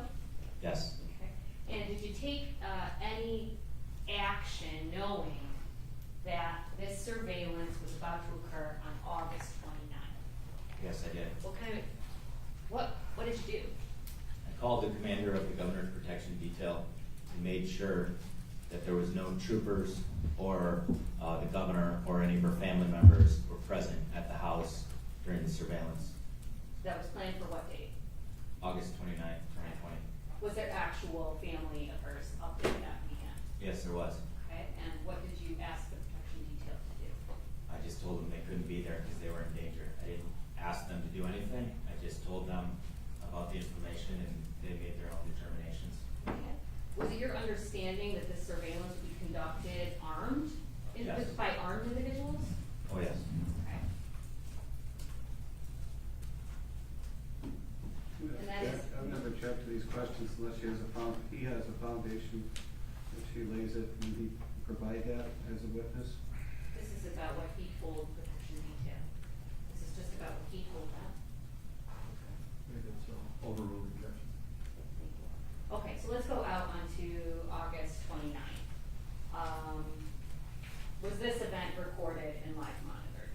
Yes, it was. Okay, I'm gonna ask you to take a look at exhibit number 30 and exhibit number 4. I have one. Yes. Thank you, I'm sorry for that. Thank you. I have 30 up. Okay, what is 30?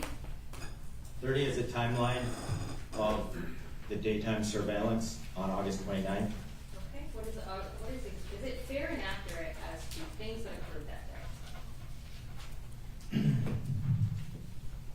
It is, but I noticed that there's a typo on the top. It says August 29th, 2022 Okay. on my copy. Okay. So it's actually supposed to be 2020. Thank you. All right, aside from that date, is it fair and accurate as to the events that occurred that are listed? Yes, it is. Is this a timeline that you made? Yes, I made it. Okay, and did you source all of the times on the timeline? Yes, I did. Did you source all of the locations on the timeline? I did the best I could. Did you source all of the events on the timeline? Yes. You in fact were recording and live monitoring this event? Yes. Okay, thank you. I'm gonna move for the admission of timeline, Judge. All right. No objection for purposes of this exam. So for purposes of this exam, we're admitting. All right, is it admitted, Judge? Yes, it is. Thank you, I'm just gonna skip up here. Okay.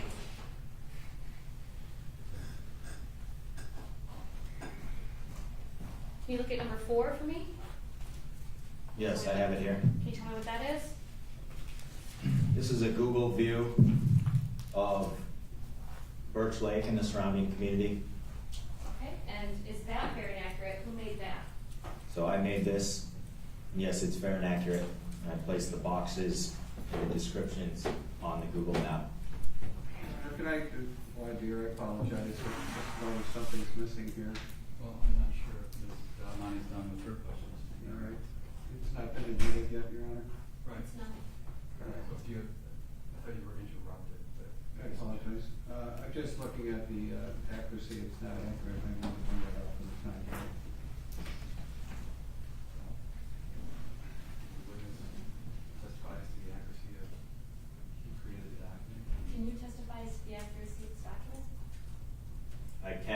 can see that he's looking at the last exhibit, and we're all looking at the next exhibit, so I think there's a miscommunication on Are you which one's talking about accurate. exhibit number, okay, that's a different exhibit, that's been admitted, this one, right?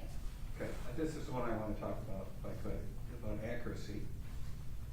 Well, it's been admitted. It's been admitted, Mr. I Barnett. understand that we're on, I thought we were on, actually on 4, or whatever.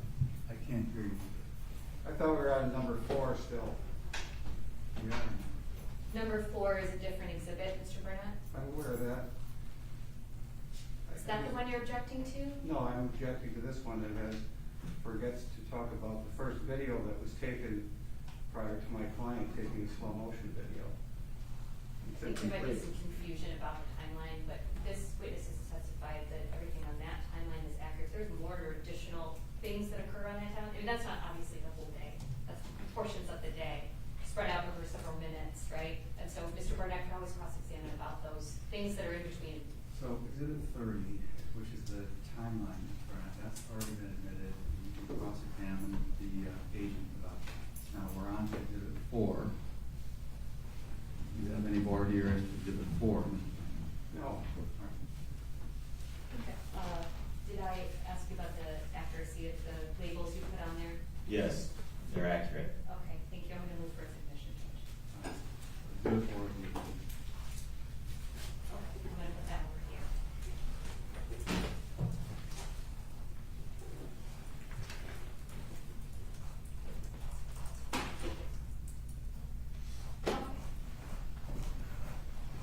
Hey, Jennifer, what's the very first kind of thing that happens in this event that day?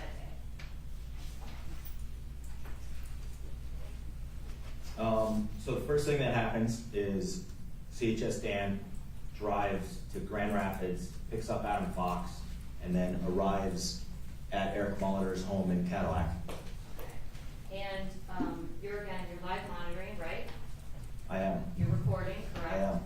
Was there a decision made to, I'm sorry, why is Dan driving? We told him he had to drive for safety of everybody involved. We weren't sure how the group would react if law enforcement approached them. We didn't want there to be a shootout, and if Dan drove, we could ensure that he would pull over and listen to commands if they were incidentally approached by law enforcement.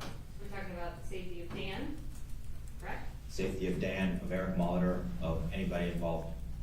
Safety of law enforcement in the area that may stop them? Yes, Anybody they come into contact with, correct? yes. Was Dan driving the vehicle important why?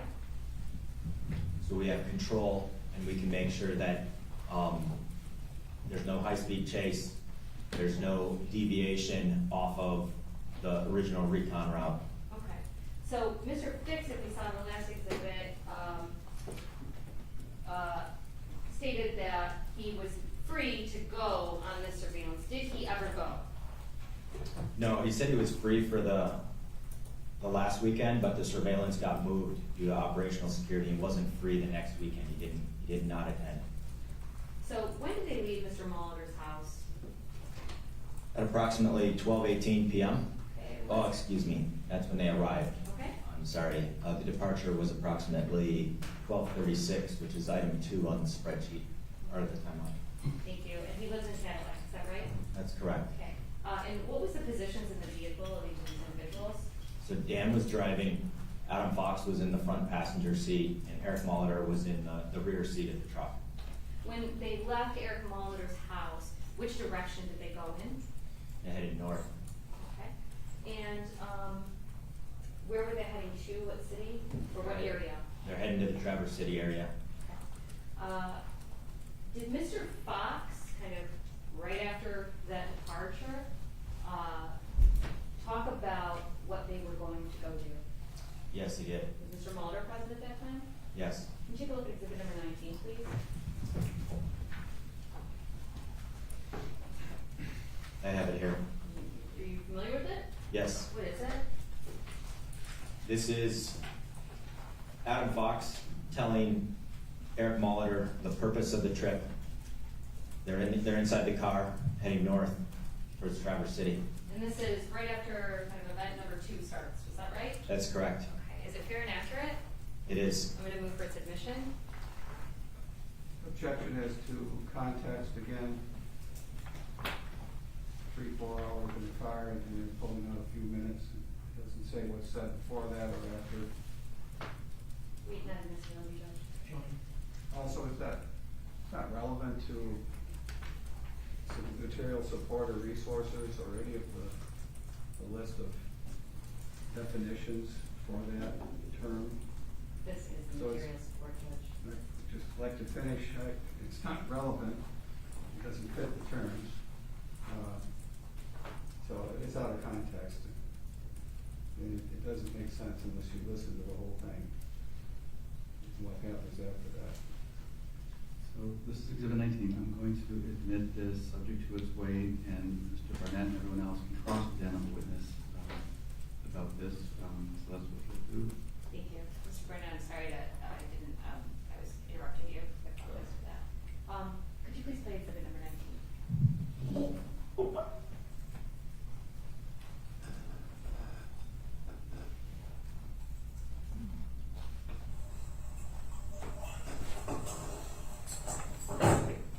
Games, the actual.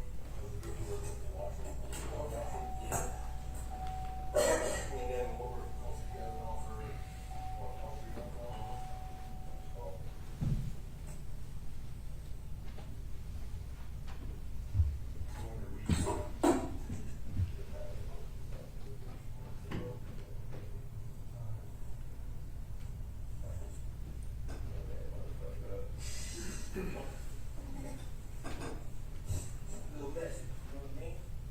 Little messy take. I ain't getting no in the water next year. You ain't getting out of the fucking boat. You getting out of the boat, blow that fucking. Your boat fitters deserve a boat, bitch. You don't get to have a boat away, Michigan, or in state Michigan anymore. So you can do it, that's whatever. When you said we both did, I had mental errors and a stamp.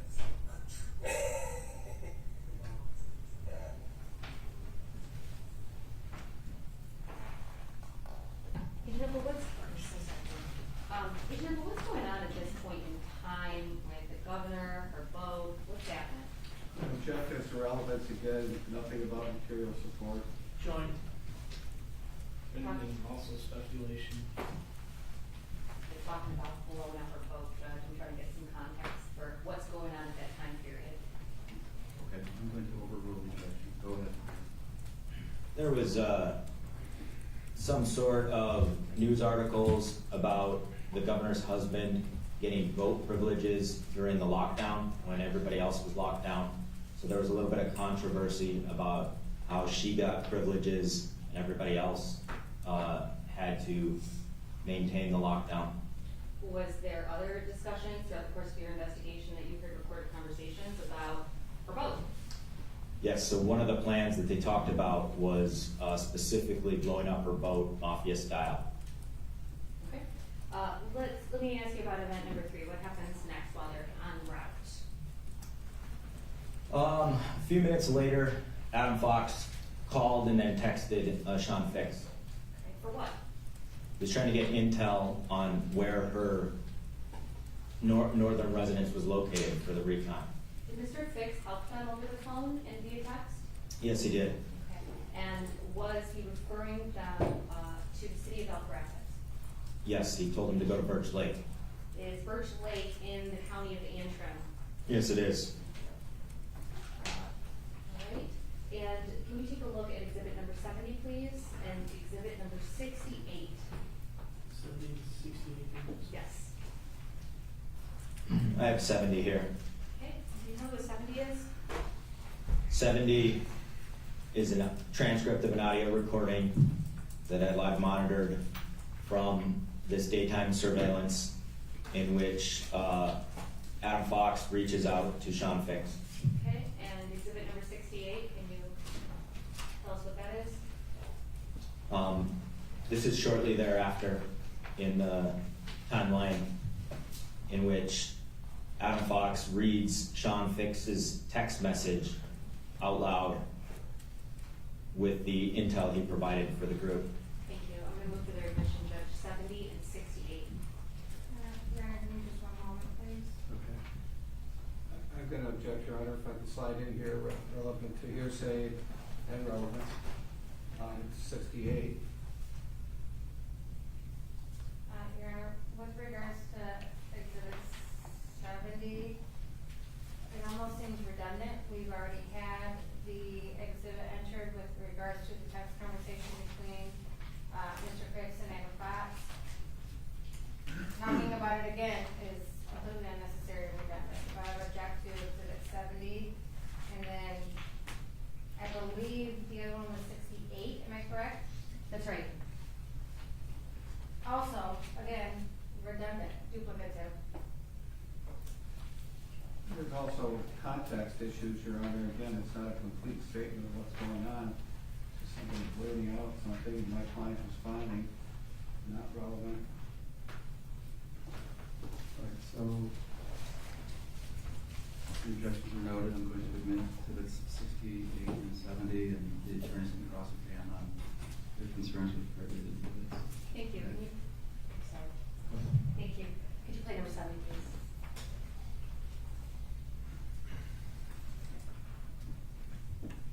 That's Sean. Texas.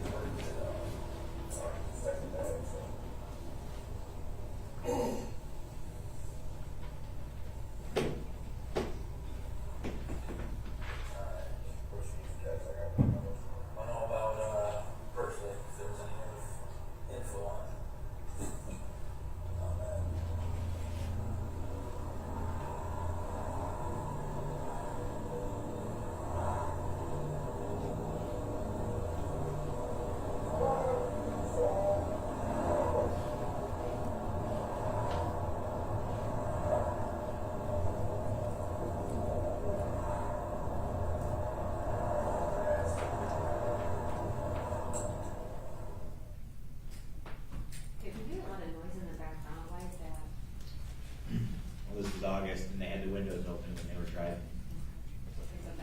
Your Honor, and I apologize, Mr. Dunami, I didn't want to interrupt, but Your Honor, with regards to that particular recording, the transcript of it has my client's phone number, it says redacted.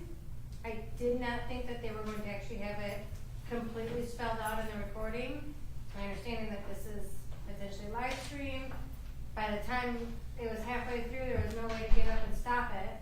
I would just ask in the future, any personal information for any of the defendants be redacted, bleeped out, something along those lines, because I think that is highly improper for my client's actual cell phone number to be blurted out in a public setting. That's correct. Personal information has to be. I'll redact it from that audio clip, Judge. I'll apply either a silence or a tone, but I can do that. My intention was that if this went into evidence, that audio clips wouldn't be put in, but rather the transcripts. So I apologize for that, Judge. Okay. We did redact it for that purpose out of the transcript, and I do apologize. So, Agent, could you, sorry, we didn't play 68 yet. Could you play 68? On the lakeside, from what I can tell. What's that?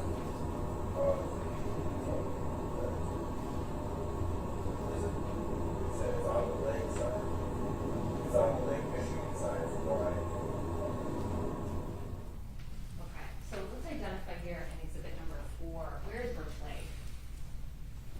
So Birch Lake is right here. What is on the lake? Where's Lake Michigan?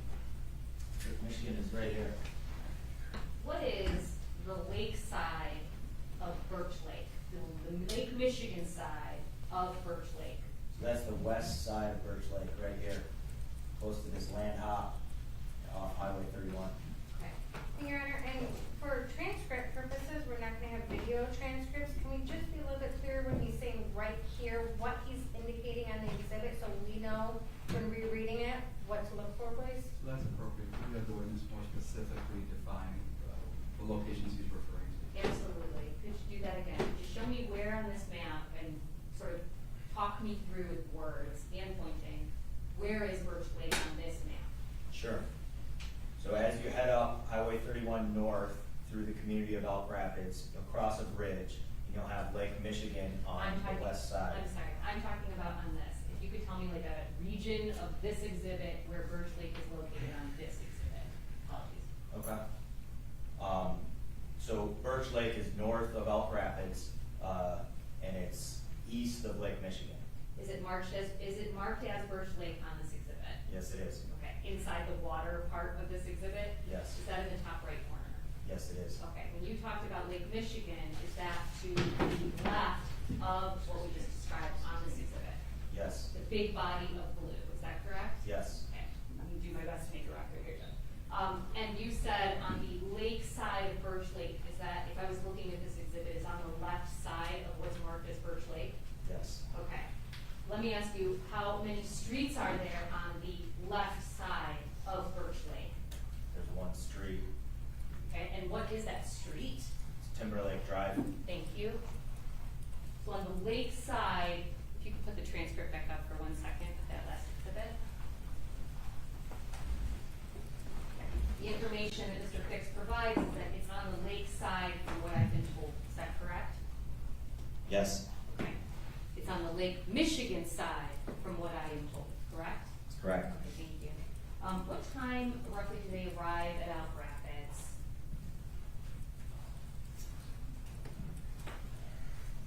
Straight that question. What's the next thing that happens? The next thing that happens is item number 4 on the timeline. Okay. Adam Fox searched for the governor's address online on his phone. How do you know this? I listened to the audio recording in which he describes it.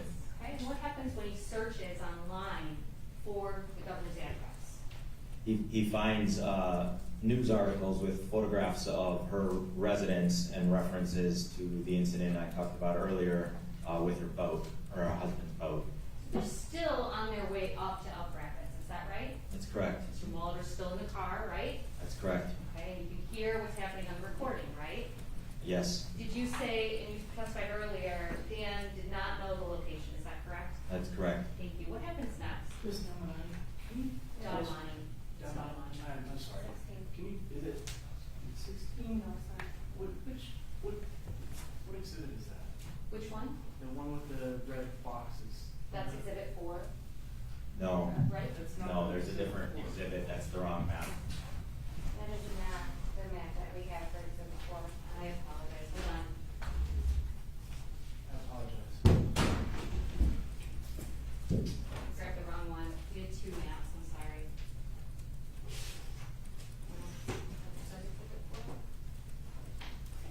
No, that's another Nope. 16.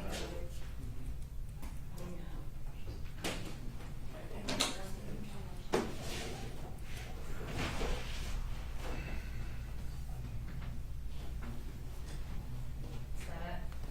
Exhibit 4? Yes, that's exhibit. Correct. Yes, so sorry. Didn't mean to interrupt you. Nope, thank you. Sorry about your last name. Fine. Can I redo that? I'm so Go ahead. sorry, Yes, Judge. go ahead. I'll redo this. All right. This is exhibit 4, is that correct? Yes, it is. Thank you. And here you have these labels, is that right? Yes. Okay, where is Birch Lake on this exhibit? Birch Lake is in the center of the exhibit, and it's marked with Birch Lake. Okay, thank you. And where is Lake Michigan on this exhibit? Lake Michigan is on the left side of the exhibit. Is it in blue? Yes. Okay, and then you have here, we discussed Birch Lake, and what is the Lake Michigan side of Birch Lake, what is that? So that's the west side or the left side of Birch Lake at the center of the exhibit. Is this map orientated to north, south, east, and west as it typically is on maps? Yes, so north is up on this map. Okay, and so on the lake side would be this particular street labeled Timberlake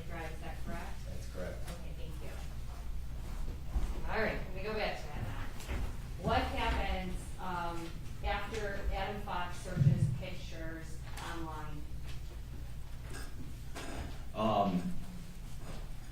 Eric Molitor searches Governor Whitmer cabin address on his phone. How do you know that? From the audio recordings and also from forensic extraction of his cell phone. Okay, and, what can you tell me about that time that he does that? It's approximately 1:47 p.m. and he performs 4 searches in a few minutes. Okay, I'm gonna ask you to take a look at exhibit number 29, please. I have 29 right here. Familiar with that? I am. What is it? It is the web history from a Cellbrite cell phone extraction of Eric Molitor's cell phone. How do you have this? Following the takedown, there was a search warrant and Eric Molitor's cell phone was seized, and then computer folks with the FBI did a forensic extraction and provided the report, which I reviewed for the exhibit. Okay. How many pages is this exhibit?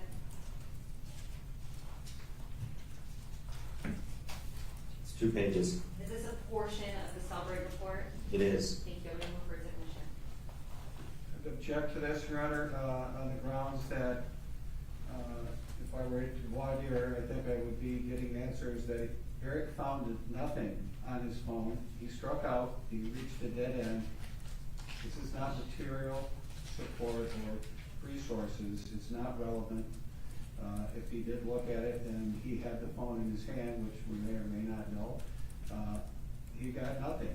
So he didn't find the address, and this shouldn't be an exhibit. It's not material support or resources as alleged in his count, and therefore not relevant, doesn't have anything to do with the fact for or against here, and therefore this is another red herring, another character assassination, and with that, we'd ask that it doesn't move any needle, doesn't do anything. I think you can address your concerns with respect to the exhibits you cross-examined, but anyway, Ms. Datamani, anything you'd like to add in response to the objection? Nothing to add other than you can cross-examine that as point check, doesn't cover admissibility. Goes to wait, so I'm gonna admit exhibit 29. Thank you. Can you put that up, please? Thank you. Can you enlarge, entries 4 through 6 here?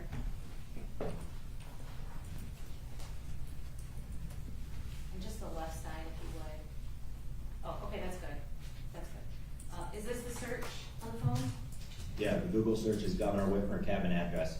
Thank you. Now, the times on there, they're listed in UTC. What is UTC? Universal time code. And is that plus or minus of what our time is here in this time zone? I believe it's -4 hours. Thank you. You can take that down. You said there were 4 searches, is that correct? That's correct. Okay, what happens then? Shortly after that, Adam Fox performed some additional address searches online through realtor apps. Was Fox successful in finding her address? Yes, he was. Okay. And are you familiar with exhibit number 41, please? I am. What is it? This is an audio clip, well, it's a transcript of an audio clip from the daytime surveillance ride that I live monitored, in which Adam Fox discusses, talks about finding and locating her address. Okay, is it fair and accurate? It is. I'm going to move for its admission, Judge. Any objections? Date and time on this exhibit, Your Honor? Same date. August 29. August 1, thank you. What's the number again? Was it 41? Yes. 41. This is on surveillance 2, not surveillance 1, so I'm confused here. We're talking about Molitor being present, aren't we? Exhibit 41 is the first one. It says surveillance number 2 at the top. Okay, of the transcript? Yes, it Look at does. the transcript? That's a reference to location 2, the Okay. up north cabin. It's Before we not. publish that, I think you might want to redact it. Hang on a second, let him answer the question because Well, okay. So, did you finish I'm sorry, yeah, so this is the 29th, and the reference to 2 is not the second surveillance, it's to the location, the up north location.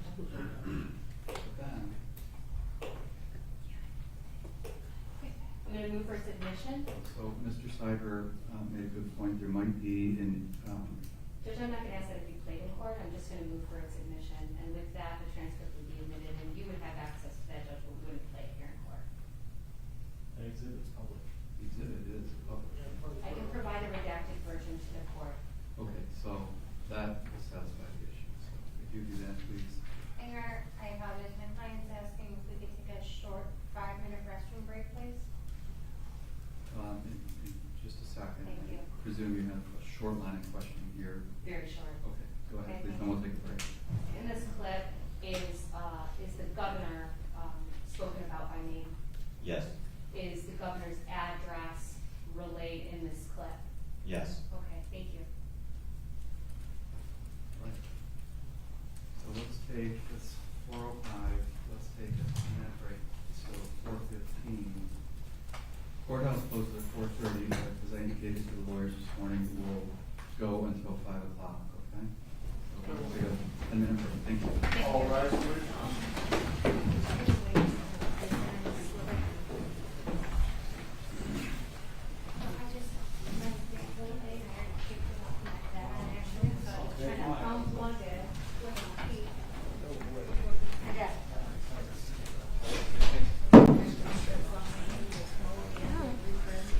Hey.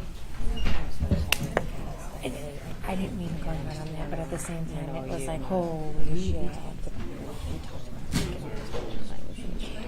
I'm hoping that even though it was live streamed, it was so quiet and good, and I'm really hoping that there was no way I was getting up and saying it really loud. Yeah, no. And stopping it. It was out. I really it was out. apologize for that. That's okay. Thank you.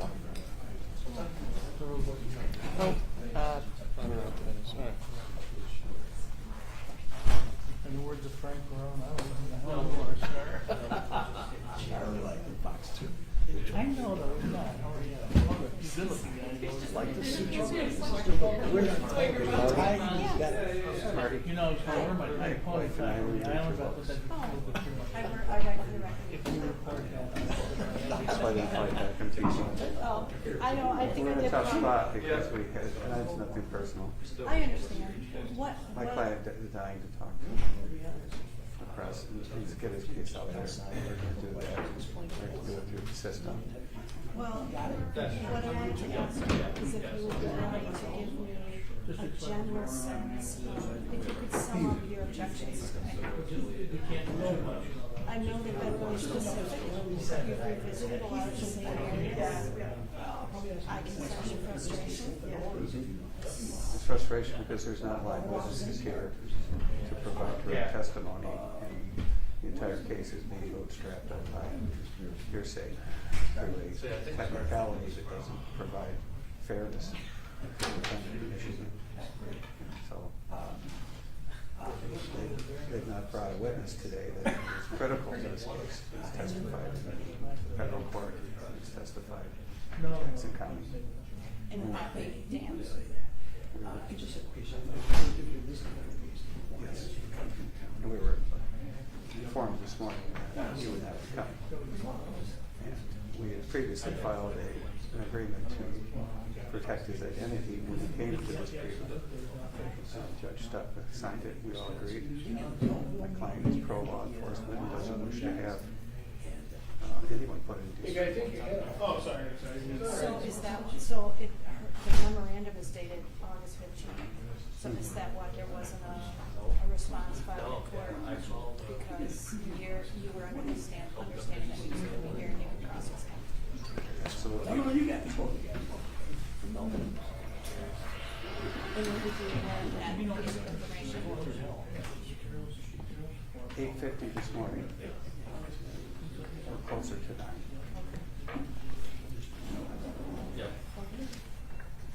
I didn't ask her, none of the attorneys asked her who was coming, but there was two, 3 cases. 3 separate hearings watching that witness. I didn't expect that they would not present it. It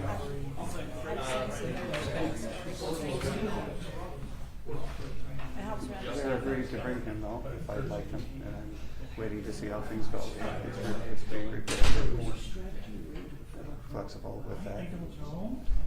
There's plenty of time to subpoena somebody this week, and they've offered him up as long as his schedule allows it. So it's hard for an attorney to prepare for expected witnesses and to have that not occur.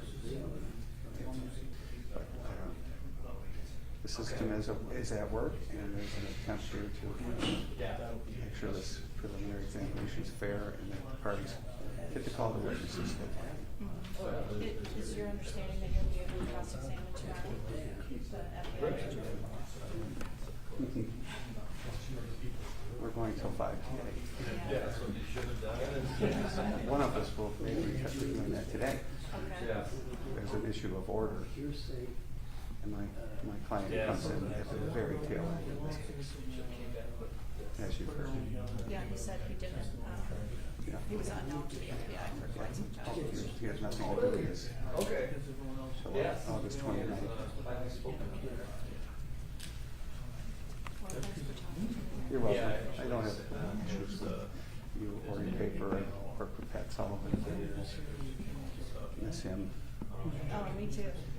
Yeah, I know him, but I didn't get to work with him. I didn't work with the record even when he worked. And you were from Petoskey originally? Yeah, and then he went to the Northern Express for a while. Yeah, where is he now? I don't know. Disappeared? I don't know. Yeah. How long ago was it you read your book? Wicked Takes the Witness Stand, the Gaylor case. That one or Petoskey the one. Oh, the Petoskey one. That came out in 2008, and then they did a 10th anniversary edition in 2018. Who's the publisher? University Express. Awesome. Yeah. That's great writing. Thank you. Welcome to the case. And most of this has to stay in here, but I was disappointed to have that witness not here. The shower is going to be warm this week. This case, there's a Sixth Amendment right to confront witnesses. There's an argument whether that exists in freedom or not.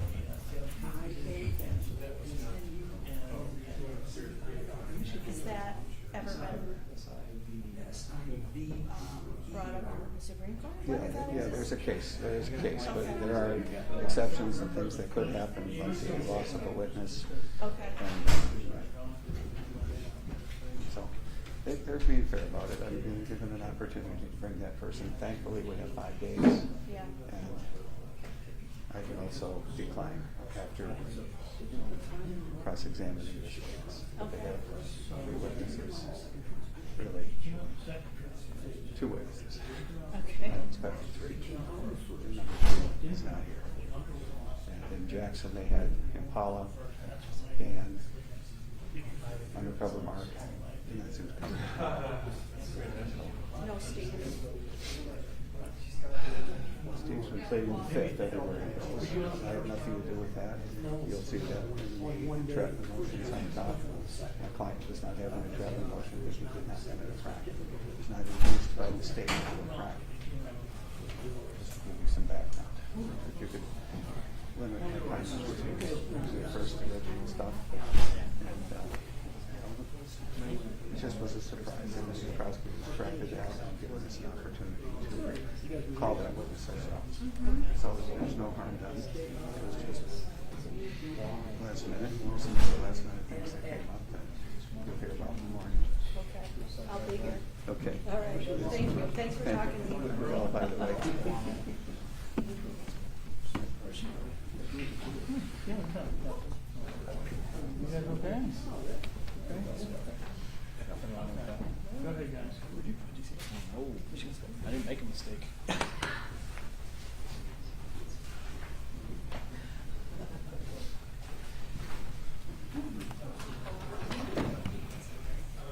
Hi, Dan.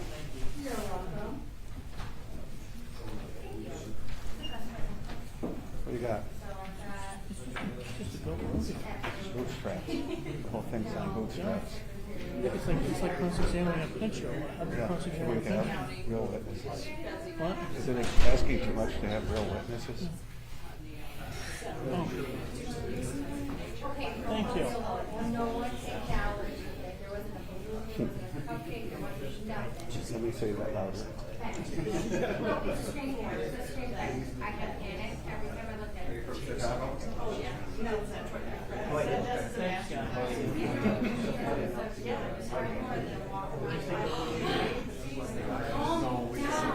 From the Attorney General's staff, go rodeo.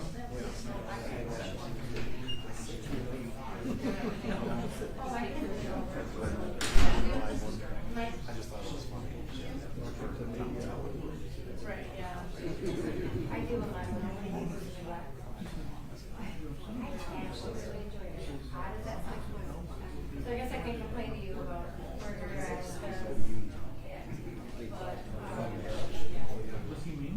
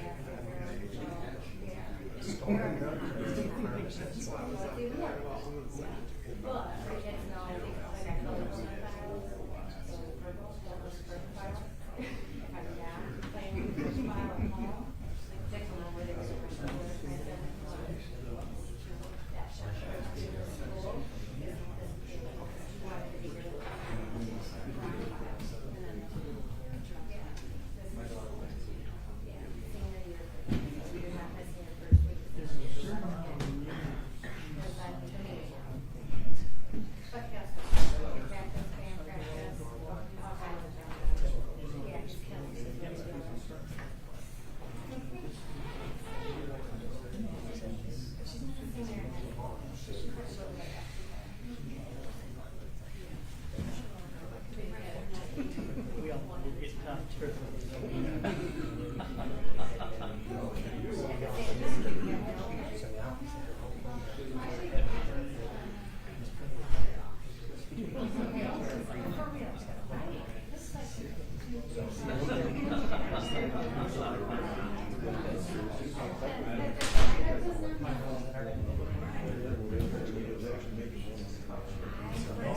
That's a great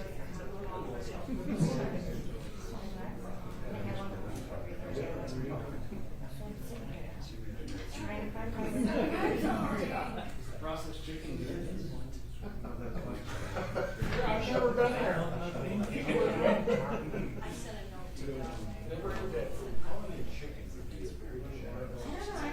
Oh, that's right out there with that. It smells like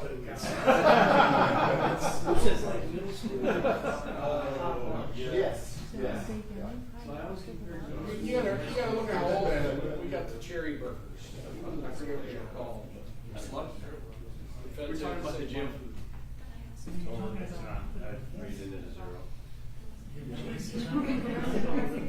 What do you expect?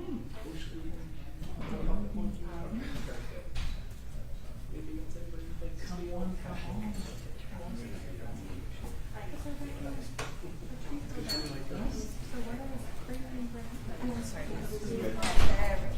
Okay, go ahead. Okay. Yes, ma'am. I'm gonna text you later. I would do real quick and look down and look at the numbers, the ones that I.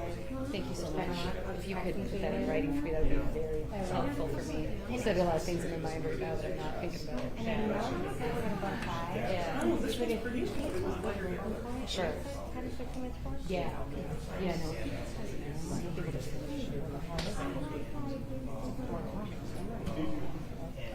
All of it is good. Get in here. Go back.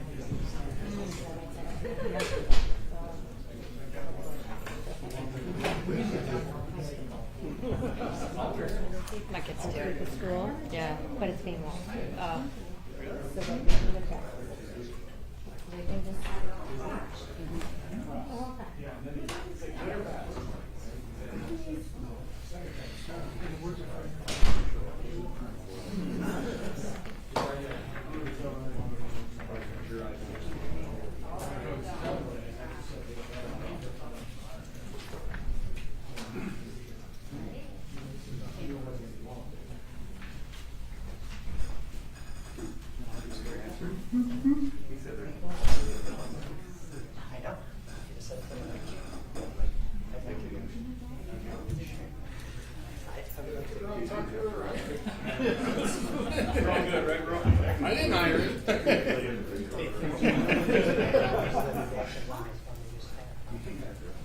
Your man.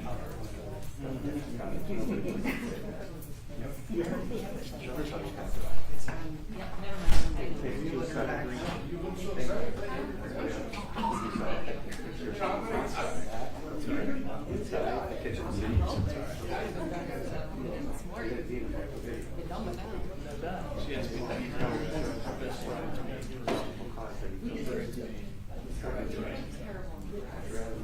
I look good in the seat.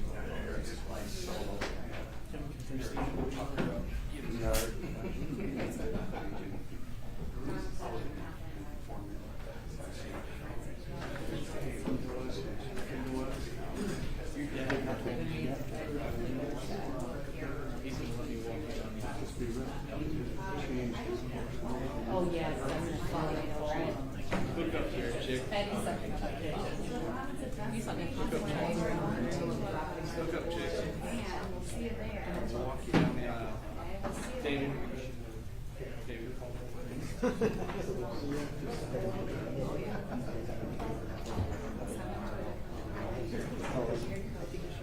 Can I take a picture of the map?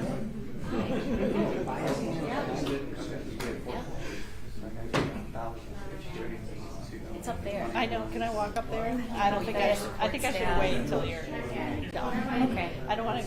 I don't want the judge to know. Unless he wants to hold it up for me.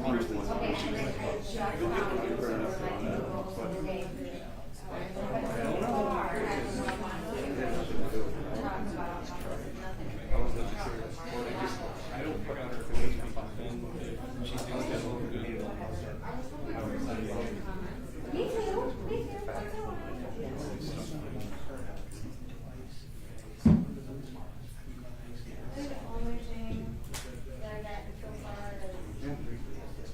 All right.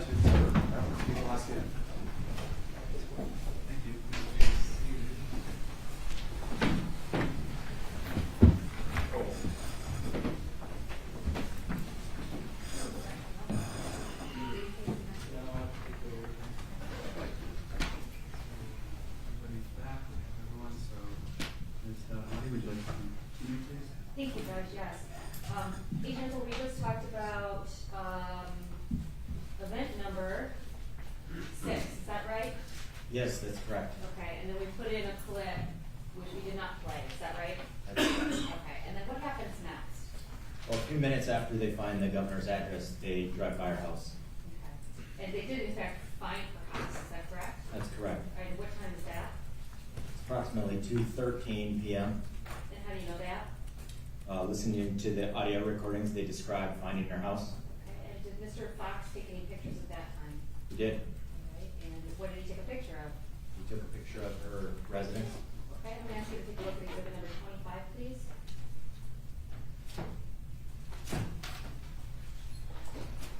I have it here. Can you tell me what that is?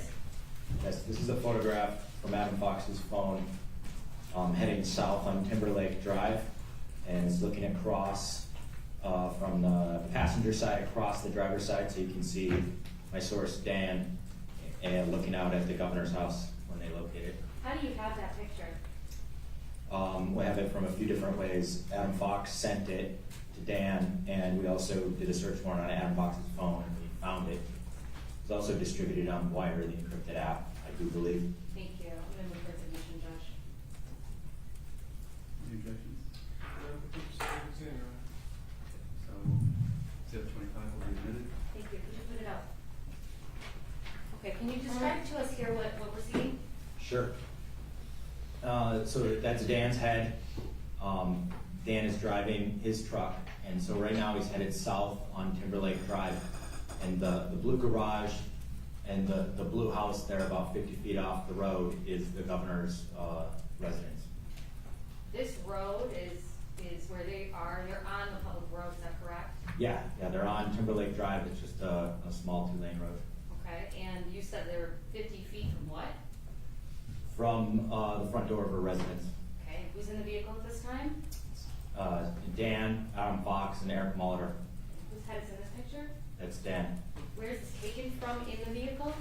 So this is taken from the passenger side, going across the driver's side. Okay, and Roughly how, you've been to this location, right? Yes. Okay, and how far is where they are located to her front door? It's a matter of steps. After they pass by here, are you familiar with exhibit number 69?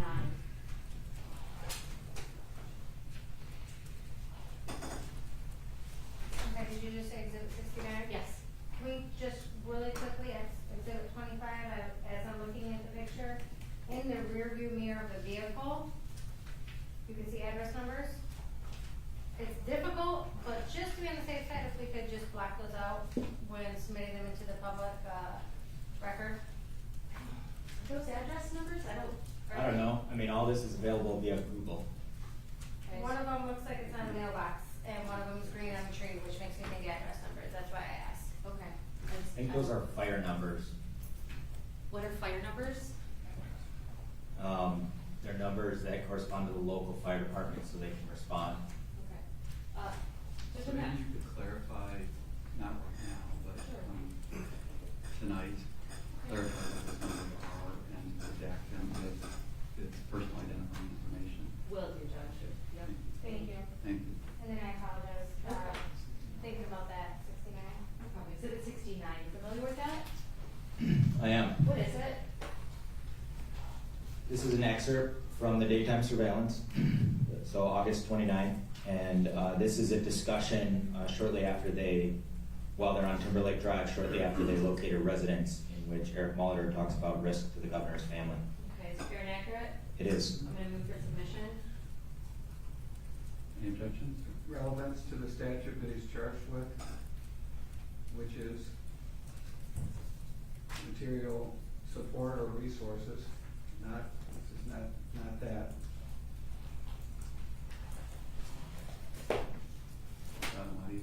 Same thing, Judge, I believe. Everything he does on this surveillance is relevant. Everything he says is relevant, and this is relevant. So I go to weight and non-admissibility. I agree, so 69 will be admitted. Thank you. I'm gonna ask that it be played. Before it's played, apologies, can you hang on 1 second? You said, what is happening at the moment that these were taken? So they're driving on Timberlake Drive after having located the governor's residence. Where are they headed? They're headed out of the neighborhood. Okay, thank you. Go ahead.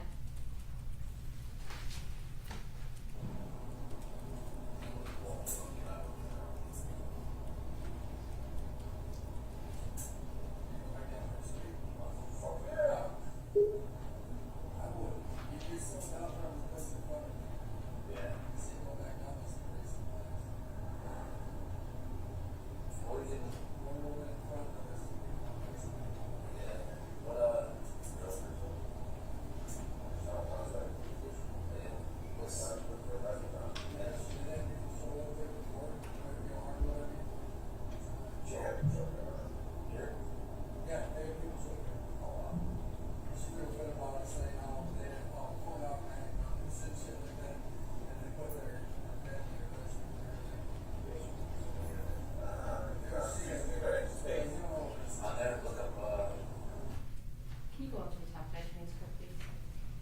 Thank you. Could you go down just a little bit? Down there. Even in this clip, they're talking about, Mr. Mulder says, you slowed down in front of her place, in front of people. Is that correct? Yes. Okay. He's talking about people, a couple of more lines down. One woman in front, then there's two people on bikes. Is that right? Yes. Are those undercover FBI agents, or are those just people in the neighborhood? Those are just people in the neighborhood. Okay. After they drive by her house the first time, where'd they go? They go to a local bar grill on the southeast side of the Birch Lake neighborhood. It's the Oasis Red Bull Tavern. Okay. And do they go into the location? They do. Do they do something with their firearms? Yes, they bench their firearms. What does it mean to bench a firearm? It means they take them off their person and they put them in the back of Dan's truck. How do you know that they did that? We were on surveillance at the time, and I could hear him discussing it in the live audio feed. Okay, do all three individuals go into the Red Bull Oasis, the Oasis Red Bull Tavern? Yes, they do. Okay, and what do they do once they're inside? They order food and they talk, and Adam Fox draws a map. A map of what? It's a map of the Birch Lake community. And while they're inside this location, does Mr. Molitor's phone do more searches? Yes. Okay. Does Mr. Fox do any searching? Yes, Mr. Fox looks on Zillow and researches the layout of the rooms and the locations that are for the governor's house. Zillow. What is Zillow? Zillow's a residential home sale website that people use. What did you say about floor plans? He was looking to find the layout of rooms and floor plans per house. Of the governor's house? Yes, Based on the address he had, correct? correct. Thank you. Can you take a look at exhibits 22 and 23?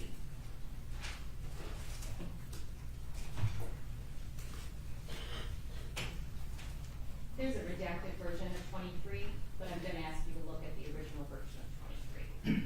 I have them here. Okay, what's 22?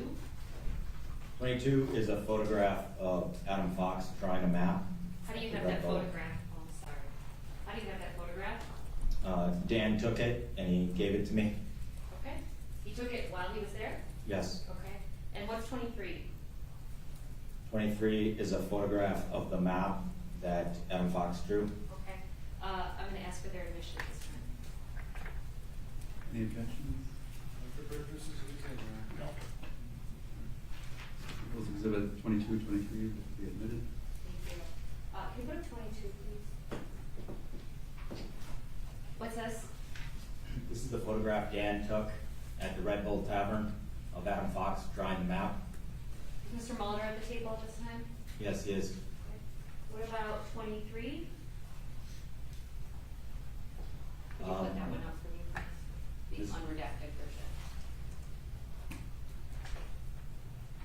What's that?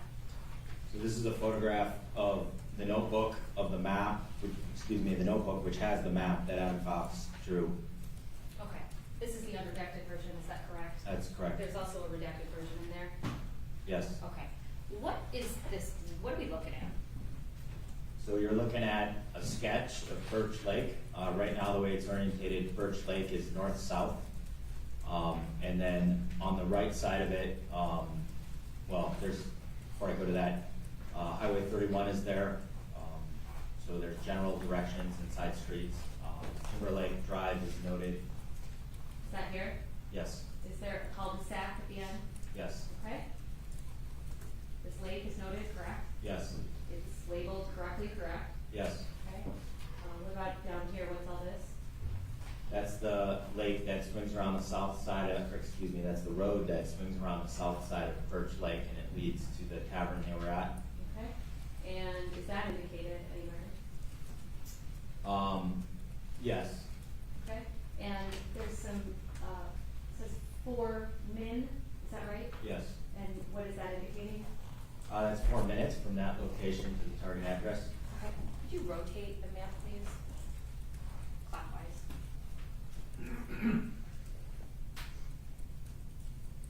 Thank you. Same map, right? That's correct. Turn on its side.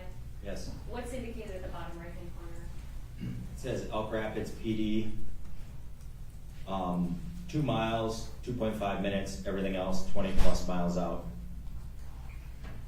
And what is that in relation to this day? Well, those are references to police departments who'd be responding to the area of the governor's residence if something happened. Have you done crime scene sketches before? Yes, I have. Okay, you have experience in that? Yes, I'm on the evidence response team and I'm trained as an advanced crime scene sketcher. Okay, and did this, even though it's rough, did this appear pretty accurate to you? Yes, it's a general layout and map, which is the intention of a sketch, simplify things that you wouldn't necessarily see in photographs that you're taking. You can take that down, thank you. What is the next thing, when do they leave the Oasis Red Bull Tavern? Approximately 3:35 p.m. they leave. Do they put their weapons back on? Yes, Do you hear that in the recording? you do. Okay, and then, who's sitting where? As they leave, it's the same seating arrangement. So Dan is driving, Adam Fox is in the front passenger seat, Eric Molitor is in the rear seat. So where do they head? They head back down Timberlake Drive. Back to the governor's house? Yes. Okay, and what happens, then? Well, on the way there, Actually, let me stop you for a second. So we're on event number 12, is that right? That's correct. Okay, so just before that occurs, when they are en route, does Mr. Molitor contribute anything to this discussion? Yes. Check meeting. He can say no. He can say there was no, okay. Overruled, go ahead. Okay. Does he contribute things to this discussion in the car on the way there? Yes, Mr. Molitor talks about his experience with local responding police officers. Okay, can you take a look at exhibit number 67?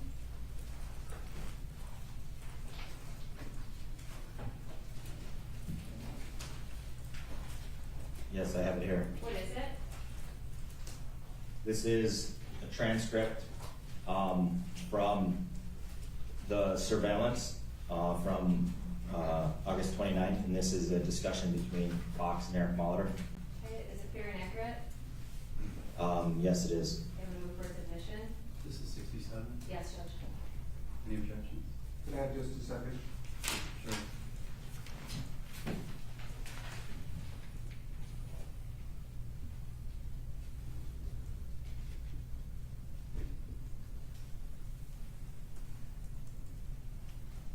Again, hearsay regarding Mr. Fox, also not relevant. This does not have anything to do with material support type evidence of this charge, not relevant. I would also note,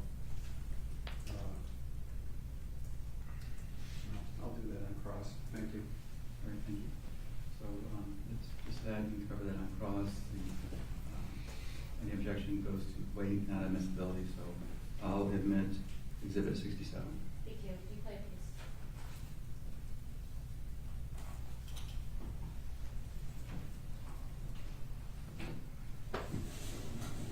Or we should look to see what local police department fire, every first responder period.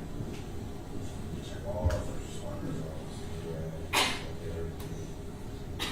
Ideally, if we do this, we'll be in an all area. The question is to find where they're obviously becoming of the fucking night.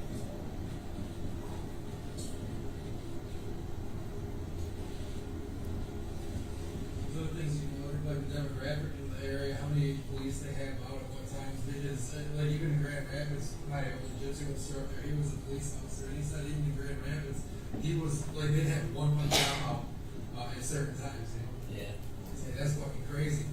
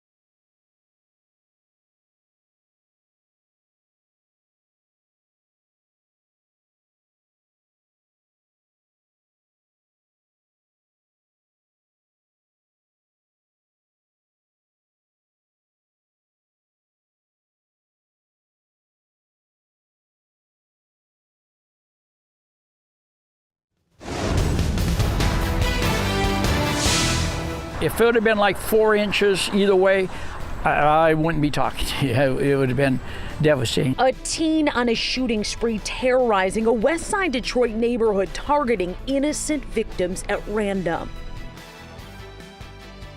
5 defendants face state charges of alleging a plot to kidnap the governor. We'll have a complete report coming up tonight, but I'll tell you what, you're going to hear a lot about militia. That story's coming up. Working for you. This is Fox 2 News at 5.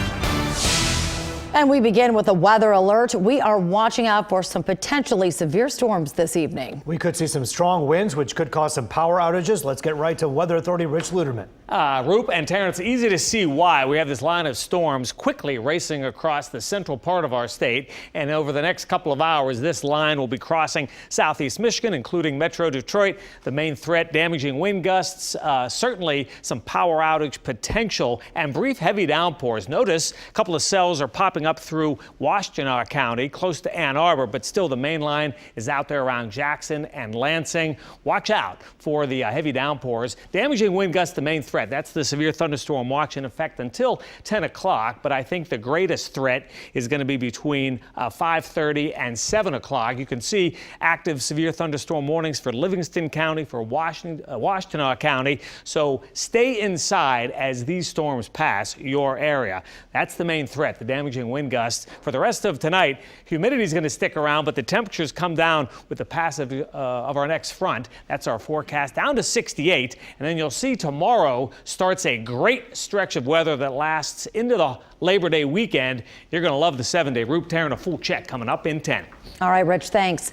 Well, also tonight, we are learning more about the terror that unfolded on the streets of Detroit on Sunday, where a suspect opened fire on random civilians. Yeah, Taryn, 3 people were killed, a 4th was hurt, and tonight that victim is speaking out about how close he came to death. Fox 2's Jessica Dupnack is live with the story, and just really difficult days in Detroit this weekend. So many people scared.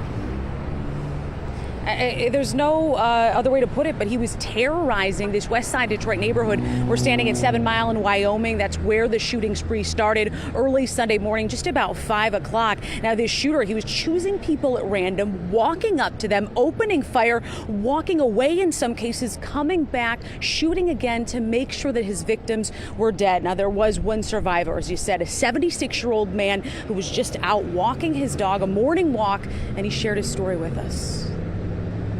If it would have been like 4 inches either way, I wouldn't be talking to you. It would have been devastating. This 76-year-old, the only survivor of a shooting spree where a 19-year-old randomly targeted people in a West Side Detroit neighborhood near where he lived.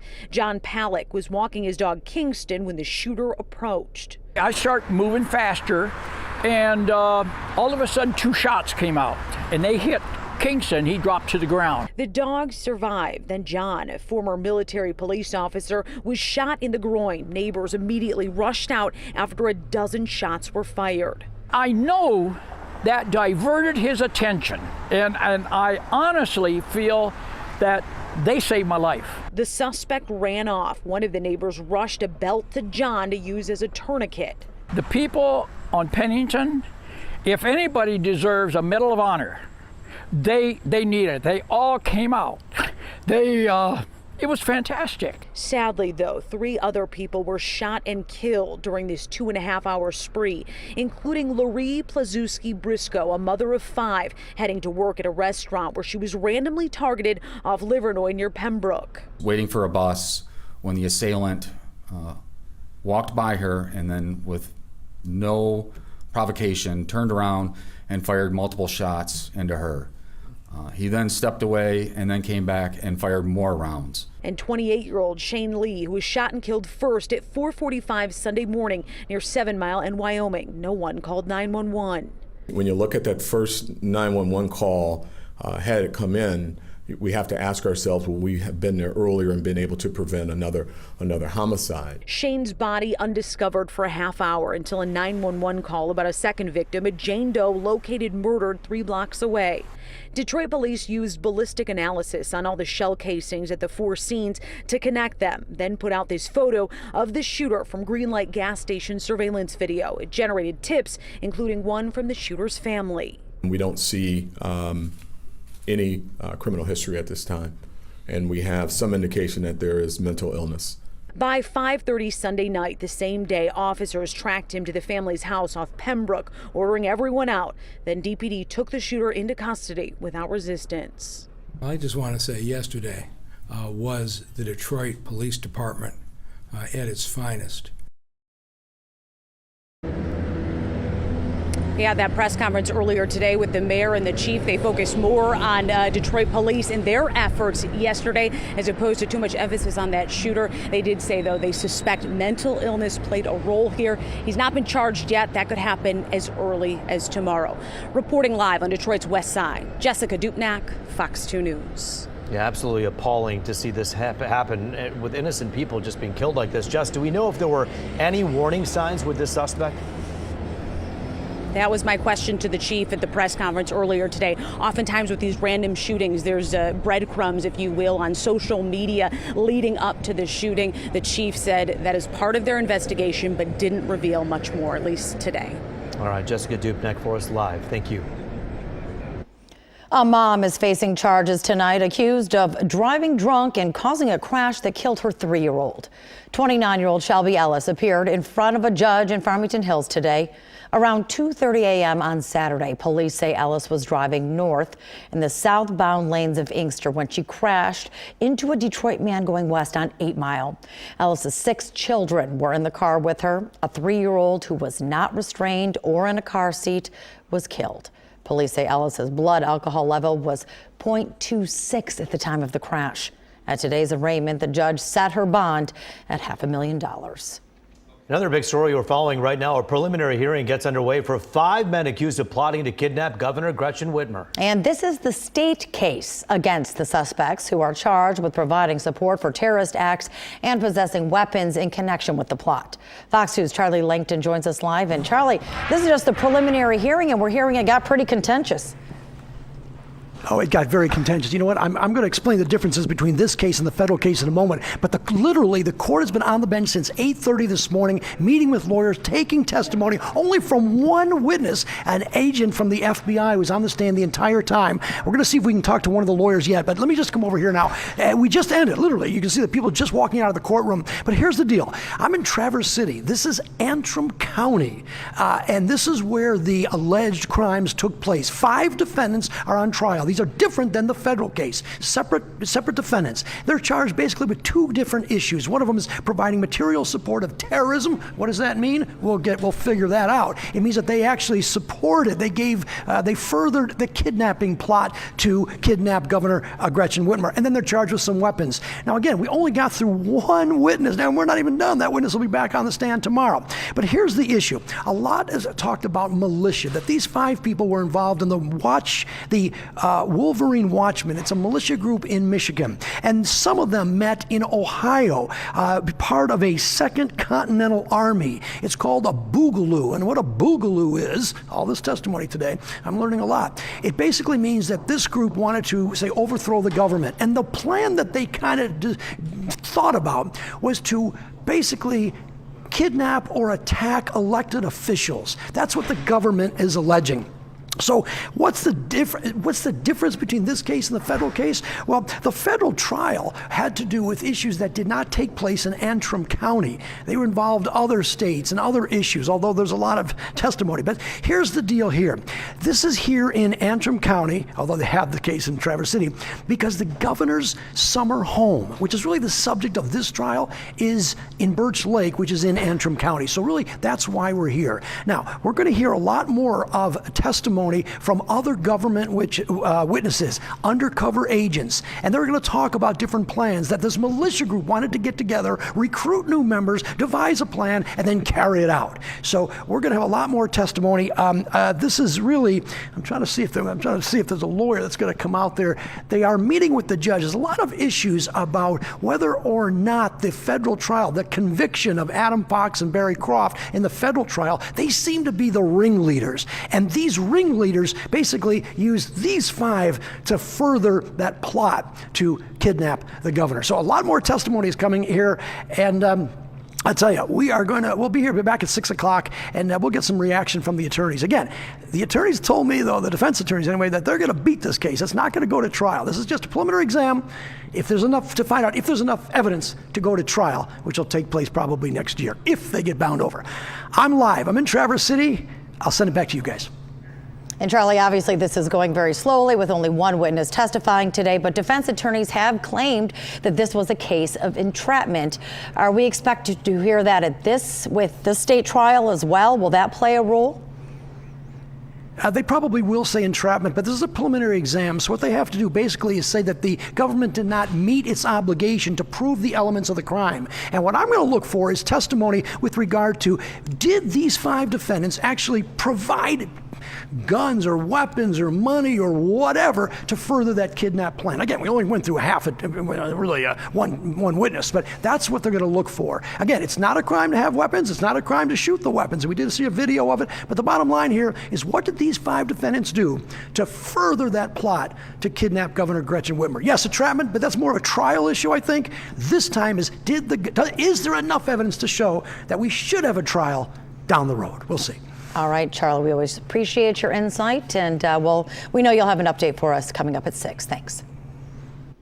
Well, the timeline for crews repairing a water main break, making multiple counties go into a boil water advisory, will be extended past September 3rd. The Great Lakes Water Advisory gave an update on August 13th break to their 120-inch transmission main. They received a 16-foot segment yesterday after previously sending one back because it didn't meet requirements. The other 32 feet of pipe will be sent in 2 separate shipments, with the last to arrive by the middle of this week. We'll get an updated timeline once all the new pipes have been received.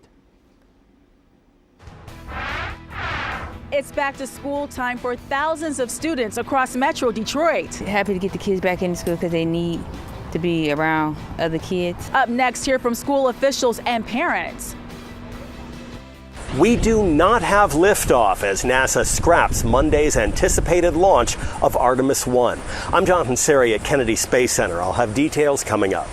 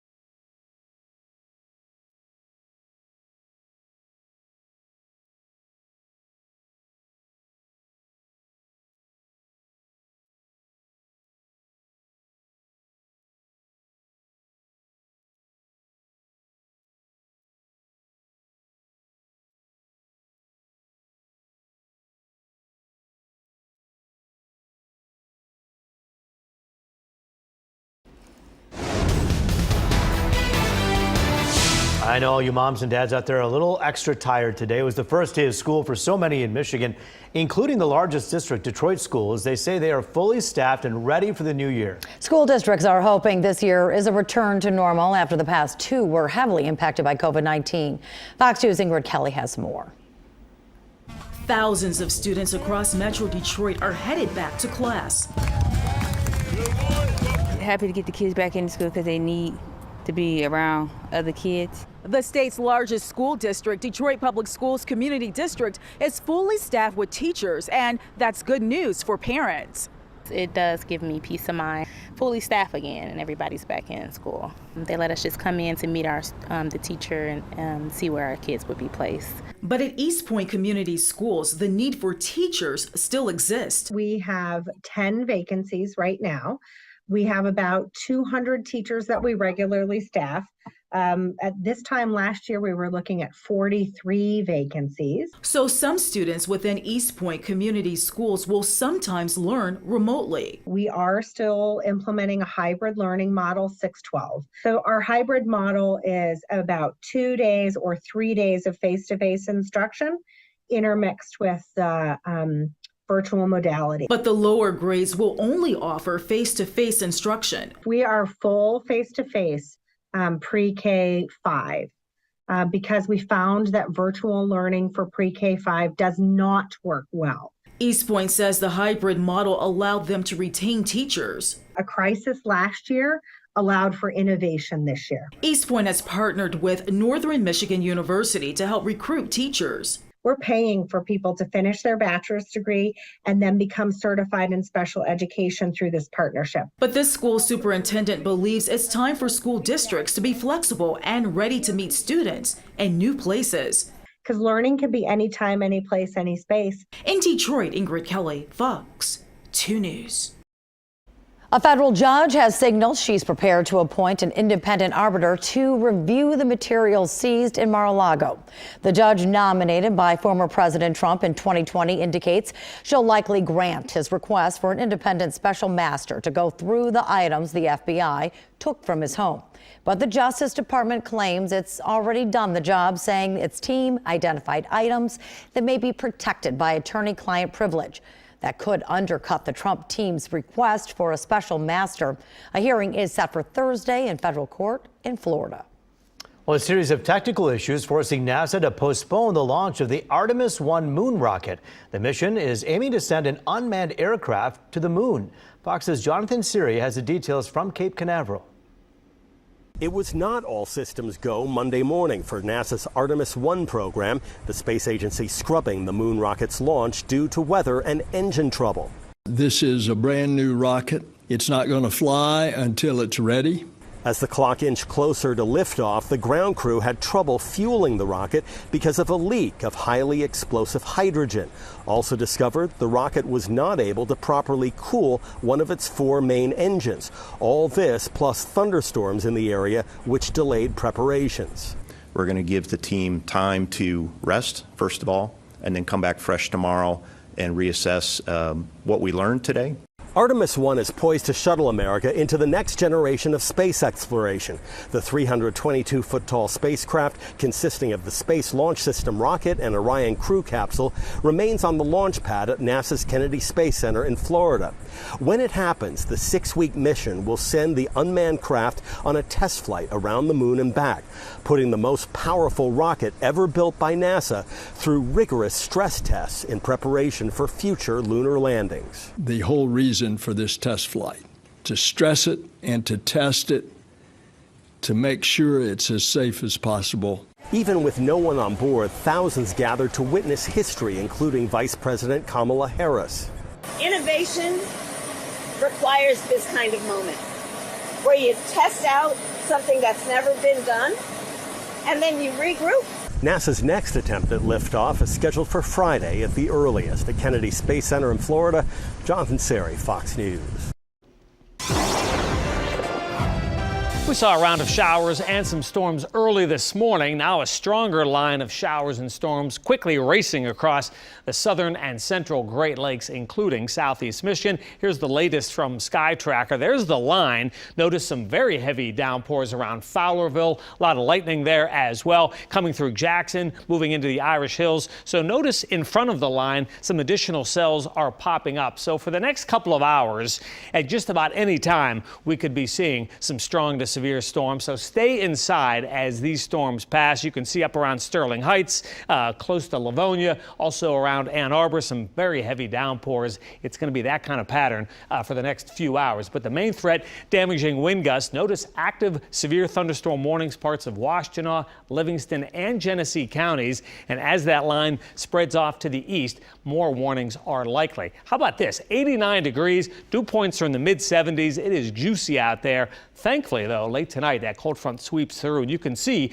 the cool down already beginning out there around Lansing and Ionia. Numbers there in the upper 60s, but there's 87 at City Airport, Mount Clemens, Ann Arbor, all at 87. It's going to be juicy for the rest of the evening. There's the wind out of the south and west, but in and around those storms, some higher gusts. Jackson, Michigan, coming in at 52 miles an hour. So once we get those wind gusts above 50, you can get those power outages, so keep that in the back of your mind if you're going to be out and around this evening. There's the cooler air with those storms, still 86 in Green Bay, 76 up there in Pellston. But later on tonight, that cold front sweeps through the entire area. Now, we could see another round of storms close to midnight, and then high pressure builds in from the west. We have a great stretch of weather starting tomorrow, lasting all the way into the Labor Day weekend. For the rest of tonight, a few storms coming and going. Some of them are going to be strong with gusty winds. Tomorrow, a different kind of day, breezy and warm, sun and clouds, 83. And then look at this for a winner of a forecast. 79 on Thursday. There's Saturday back up to 87. Labor Day Monday next week, 82 degrees. Remember, get the latest forecast, check out the radar and the numbers. It's all there on the Fox 2 weather app. Download it for free anytime in the App Store or in Google Play. Taryn, we'll see you in 20. Sounds good. Thanks, Rich. Well, it has become a Labor Day tradition. Arts Beats and Eats is celebrating its 25th anniversary this year. We catch up with the festival's producer to find out what else you can expect at the festival this year.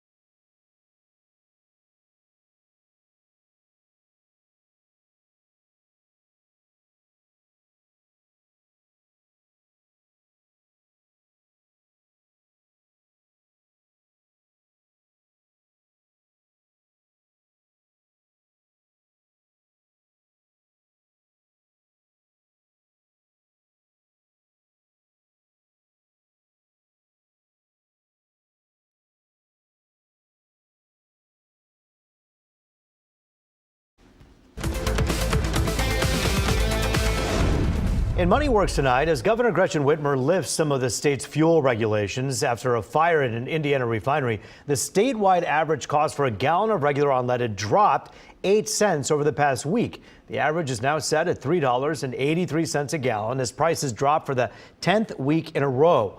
Now, Saturday's executive order by Whitmer lifts a cap on hours truck drivers can travel while carrying diesel and gas. On top of that, the EPA lifted federal rules for 4 states to prevent a supply disruption. BP says its refinery in Indiana suffered an electrical fire on Wednesday. Authorities are still looking at when affected areas can restart. Taking a look at the big board tonight, stocks dropping to start the work week. The Dow lost 184 points, the Nasdaq fell 124, and the S&P was down 27. Well, what are your plans for Labor Day weekend? For many families, the Arts Beats and Eats Festival in Royal Oak is on the menu. Fox News' Ryan Ermani has more on what you can expect this year. It is a huge weekend in Metro Detroit. In one of those events, Arts Beats and Eats. 25 years for this event. To help us talk about it, the producer of the event, John Witz. And John, when I say 25 years for Arts Beats and Eats, what does that signify to you? I mean, it's bittersweet. I guess you're getting old, but at the same time, you're having the best years with our move to Royal Oak in 2010 and showing a path out of COVID for people to get together. I mean, it's just very special to hit this and feel like we're getting better with age. We are, and this thing has grown over the years to be the premier event on Labor Day weekend in Metro Detroit. And it just, when so many people look forward to this event, how much pressure comes along with that? Well, I think the pressure is first on the weather. So I think, you could have it all together and not have great weather, or you can have great weather and a few, balls that get dropped and pick them back up. So the forecast looks good right now. It's very exciting. We feel like we do have a big responsibility, bringing people together, showcasing art, music, culture, supporting the community. A lot of folks are counting on us. We hope to raise over $300,000 from the event. So, there is a lot of pressure, but it's a lot of fun in the process. All kinds of fun, all kinds of food, all kinds of arts and beats. Over 50 restaurants and food vendors there. Yeah, without question. I mean, so we have some great ones in Royal Oak, like Imaginate and Luigi's and Little Bros Burgers, and so many wonderful Royal Oak restaurants. And then from outside, we have Sedona Tap House and Crispelli's and numerous food trucks from Galindo's and Peace Love Tacos and other trucks that are coming through, House of Barbecue and Clausen. So a lot of great food. And for the 25th anniversary, we stepped up with the music. So you'll see bands like Fitz and the Tantrums, Tommy DiCarlo from Boston, Average White Band, Chevelle, 311, Flo Rida will be there on Monday. Chase Rice, Jackson Dean, Sponge, Rob Bass, Montel Jordan. This is how we do it, Ryan. This is how we do it. Absolutely. Happening this weekend. ArtsBeatsEats.com, right? Without question. And you can get free admission by bringing 3 cans of food to a Flagstar Bank for the next couple days. Support Forgotten Harvest and get in for free. Why not? There you go. ArtsBeatsEats.com for more info. We'll send it back to you. Mississippi declaring a state of emergency as it prepares for another round of catastrophic flooding. I'm Robert Ray with Fox Weather. Details coming right up. Time stands still and you're never okay. You just have to learn how to adjust and live in that pain. You're never okay when you lose a child. On the anniversary of this young man's death, we sit down and talk to his mom, who is turning her grief into positive energy in helping families who are also dealing with gun violence.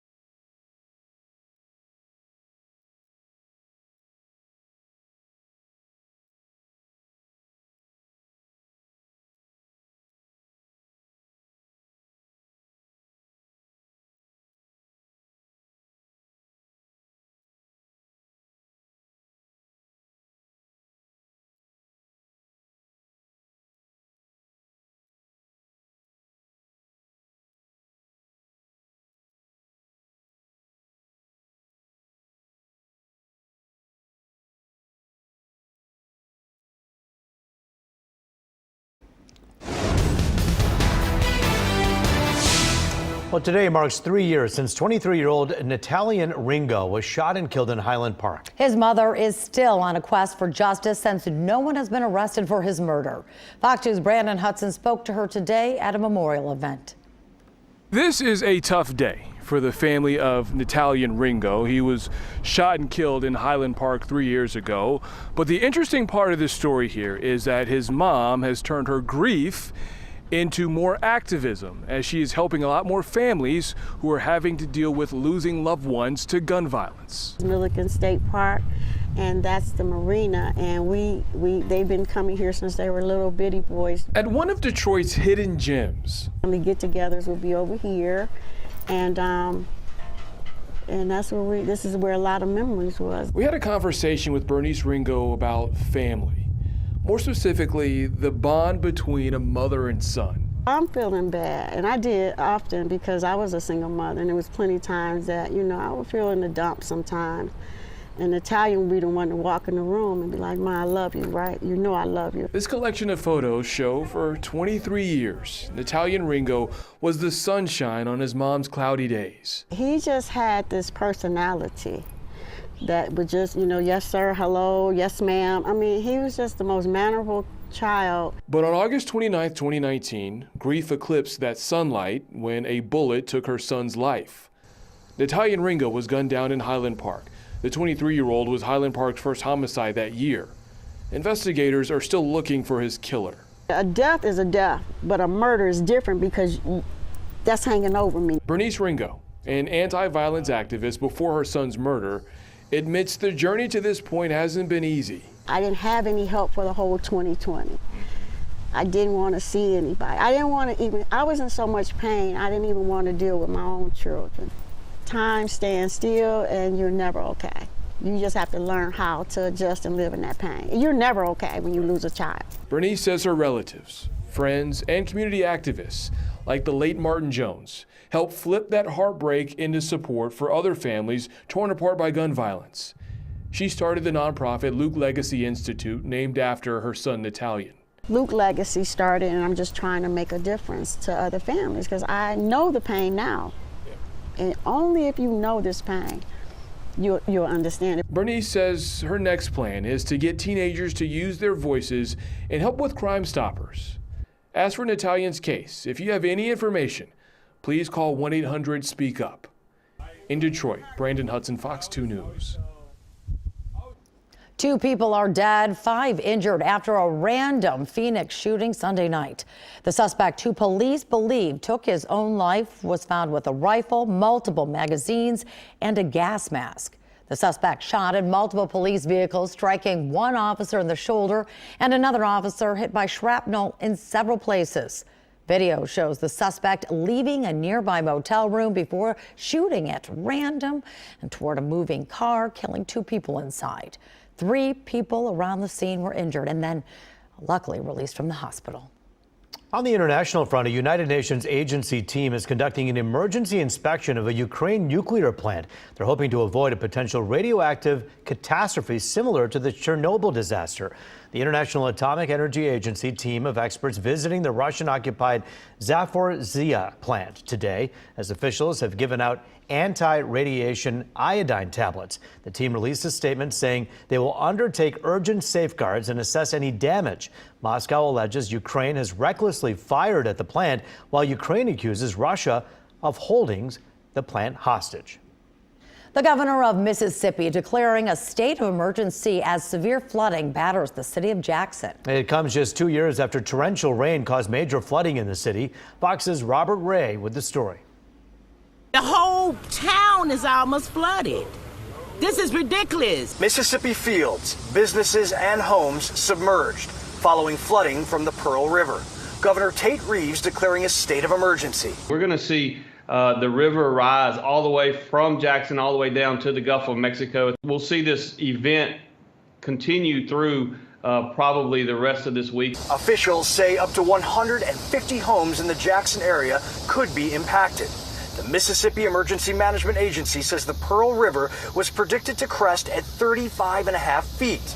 The agency said that would be just shy of the major flood stage level of 36 feet. A large number of the people that are likely to get water in their homes have evacuated. We have 2 shelters open. Some local residents say the flooding is not as bad as what they've experienced in the past, and they are hopeful they can ride this out. The skies have been cleared for the past couple of days, so that's a good thing as well. But like I said, we're getting through this. We are resilient. Meanwhile, in eastern Kentucky, students are heading back to school a month after historic flooding destroyed parts of the state. We have a lot of kids that, we're going to be picking up in shelters. And not far from one of the elementary schools, you see this business in destruction, as so many places are.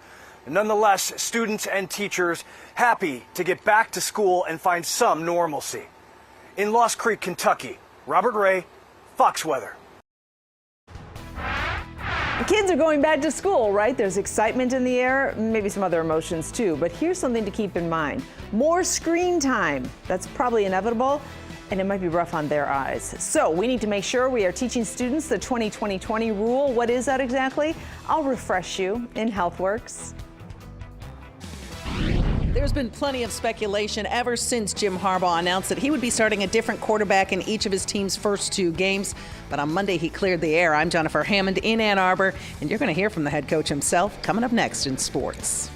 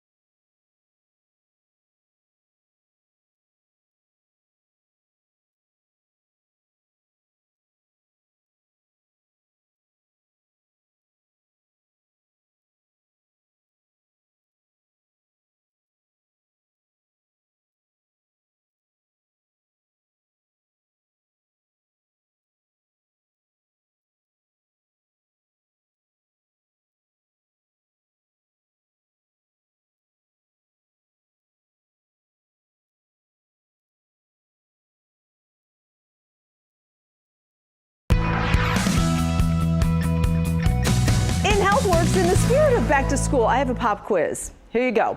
Which part of the eye is the colorful part? I will give you the answer at the end. Think about that. Also think about this when we're talking about eyes. With all this screen time in play, we need to make sure that we're all following the 20-20-20 rule. Between watching TV, spending time on cell phones, and then using laptops for school, kids really can't avoid spending a lot of time on screens these days. And research has shown that can cause issues for their eyes.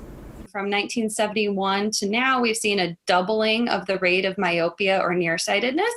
And we think that that is related to a combination of things, but mostly environmental factors of being inside and looking more at near things like reading and also screens, like small screens, and then also not spending as much time outside in the sunlight.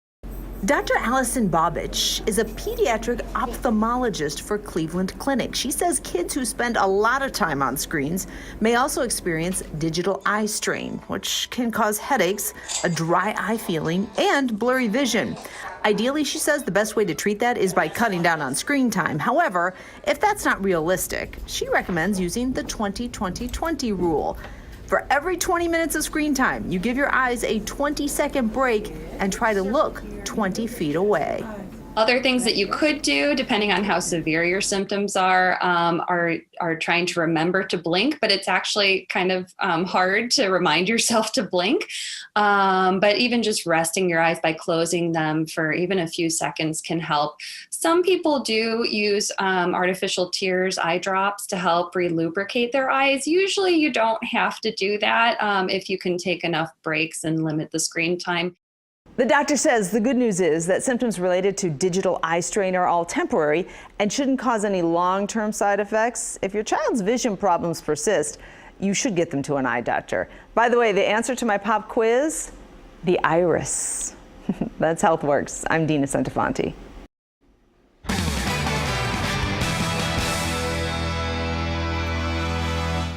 All right, start with the Lions off their loss to Pittsburgh yesterday. They very quickly had to turn the page from their preseason finale to getting their roster set up. They got to get from 80 to 53, and that's going to involve some tough choices. Dan Campbell, in the process, he and Brad Holmes are working their way through. It's a lot more difficult than even last year. You know, it was tough last year, but this year, because we are so much farther along, and this is a credit to Brad. You know, because our talent level is better and the competition is better, and the better the competition, the better the players rise to that occasion, you know. And so, you know, you have a talented player, and if he's not getting challenged every day, he'll never grow. But now you give somebody that can challenge that player, they begin to grow together and they get that much better. And that's kind of where we're at. We're just, I feel like, starting to get into that phase of it, whereas last year we weren't quite there. All right, college football. Finally, we have reached game week for both U of M and MSU. Wolverines will face Colorado State. They go into this one as 31-point favorites at the Big House. Hammer has more.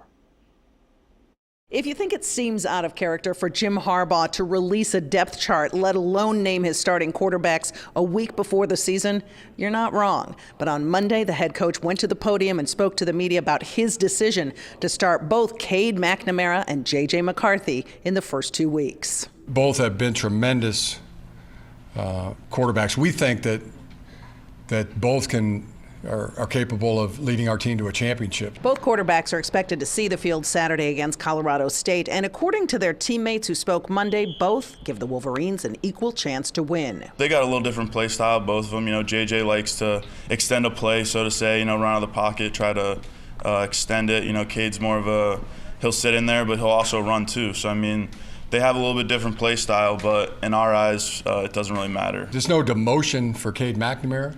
You know, he's playing his best football. It is a promotion for JJ, you know, based on what he's been able to do as well. For Harbaugh, having 2 qualified starters is a good problem to have, and his decision to announce he would be using them both came with no ulterior motives. Did it factor in that one would transfer or not? No. My thoughts are that they are both the kind of guys that don't flinch, fold, or quit at the slightest whiff of adverse circumstances or something that doesn't go their way. In Ann Arbor, Jennifer Hammond, Fox 2 Sports. All right, Hammer had a busy day. She was also hanging out with sports stars, movie stars, boxing champions. We'll get you up to date on all that when we see you coming up at 6 o'clock. Rich, busy night for you. It is, Dan. We're watching the radar closely. You can see this line of showers and storms quickly rolling through southeast Michigan. Watch out for the heavy downpours, obviously lightning, and it's the damaging wind gusts that are the main threat. We're going to zoom in and show you around Plymouth and Northville, around Manchester, south of Ann Arbor. Also on the east side, St. Clair Shores, the Grosse Pointes, very heavy downpours. Let's take a look at those threats for the next few hours. Isolated power outages, certainly a possibility. We're going to give you a full check right after the break. Do not.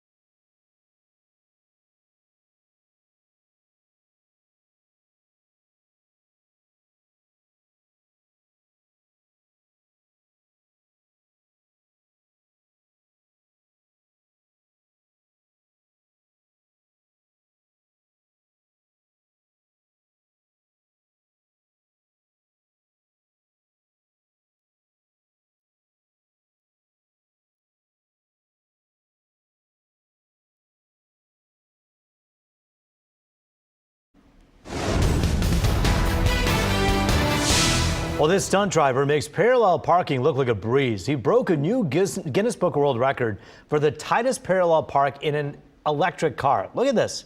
Paul Swift set the record on his first try with just 13.8 inches to spare. But that wasn't enough for him. On the fourth day of that auto show, he tried it again and broke his own record, leaving just 11.8 inches between the cars. Pretty cool. In Alabama, a sheriff's deputy gets thrown for a loop after a couple of goats get inside of his car. Are you kidding me? Get out. There's nothing to eat in there. It's a little harder than when a fly or a bee gets in the car trying to swat him away. Wow, look at that. The officer had left his door open while delivering divorce papers. When he got back, the goats were sitting inside, trying to munch on some of his official paperwork. He eventually managed to shoo them away. It's a tough day on the job, isn't it? I guess so. Well, the sports card market has soared since the start of the pandemic. And now we have a new record for the most expensive card in history. This Mickey Mantle card sold for $12.6 million. The card, which was made in 1952, received a grade of 9.5 out of 10 for its near mint condition, which added heavily to its value. It's not only the most expensive card ever, it's the most ever paid for a piece of sports memorabilia. You know, you just got to go through your old stuff, really. Like, go to your parents' house. There was some thunder. And go through those boxes and find some old baseball cards. One day they will be worth. I don't think there's anything that valuable. Maybe one day. Maybe. But let's get back to that thunder we're hearing over here at our Southfield location. Rich, it's here. It's up there. You know, I think that card was found in someone's basement. You know, just a collection of old cards.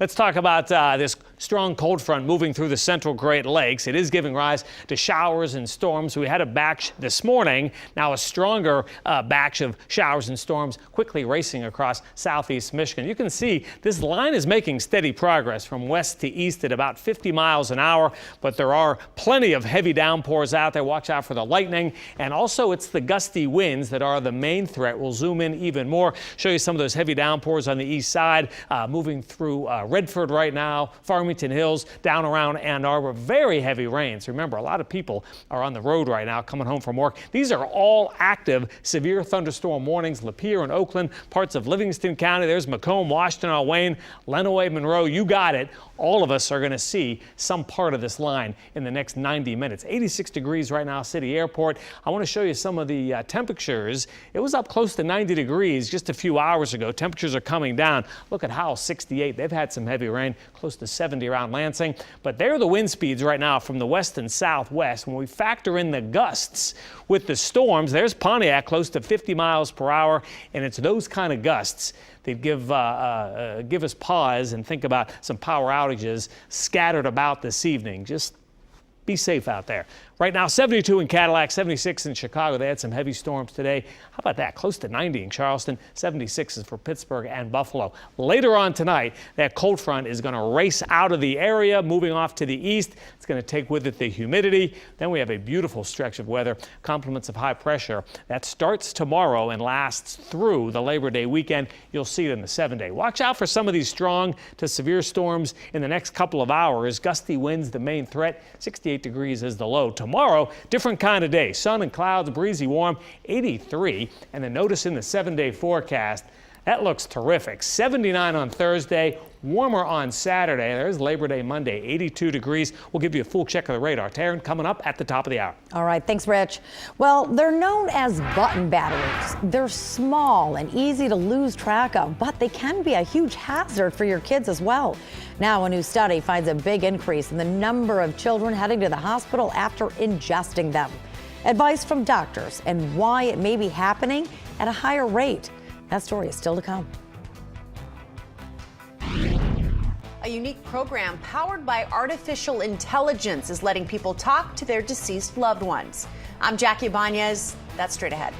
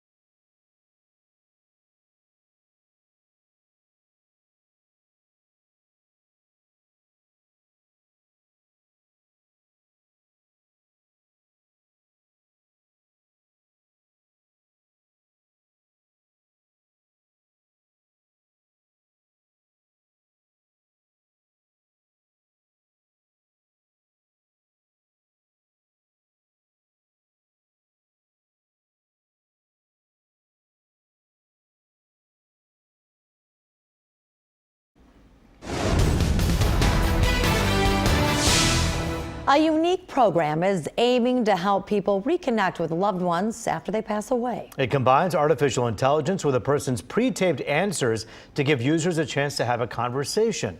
Fox's Jackie Ibanez has the latest. Imagine having a conversation with your loved ones after they've passed away. Well, now you can. How did becoming a grandparent change you? It brought immense joy into my life. But instead of going through a psychic medium, people are getting a helping hand from artificial intelligence. This is the authentic you. This is the video that you created, and now you're making that accessible by means of conversation for the future. Stephen Smith is the founder and CEO of StoryFile, a program using state-of-the-art AI technology to help people connect with their relatives and friends even after they've departed. 100 years from now, and you're the great-great-great-grandparent of this person who wants to know who you are. StoryFile lets anyone digitally record their answers to dozens of questions, which are then loaded into the program. Artificial intelligence does the rest, searching the archive of answers and playing the correct response when asked a question. What was your hometown like? It's so small compared to the bustling place of England. Smith had his own mother complete a StoryFile session before her passing back in June and maintains the AI software never falsifies a person's responses. We do use artificial intelligence, but it's not for creating new content or putting words into your mouth. Meanwhile, StoryFile can also be used for the living. Officials say the original idea was to let people learn more about historical figures' real-life stories, including those of 9/11 survivors. Jackie Ibanez, Fox News. Working for you.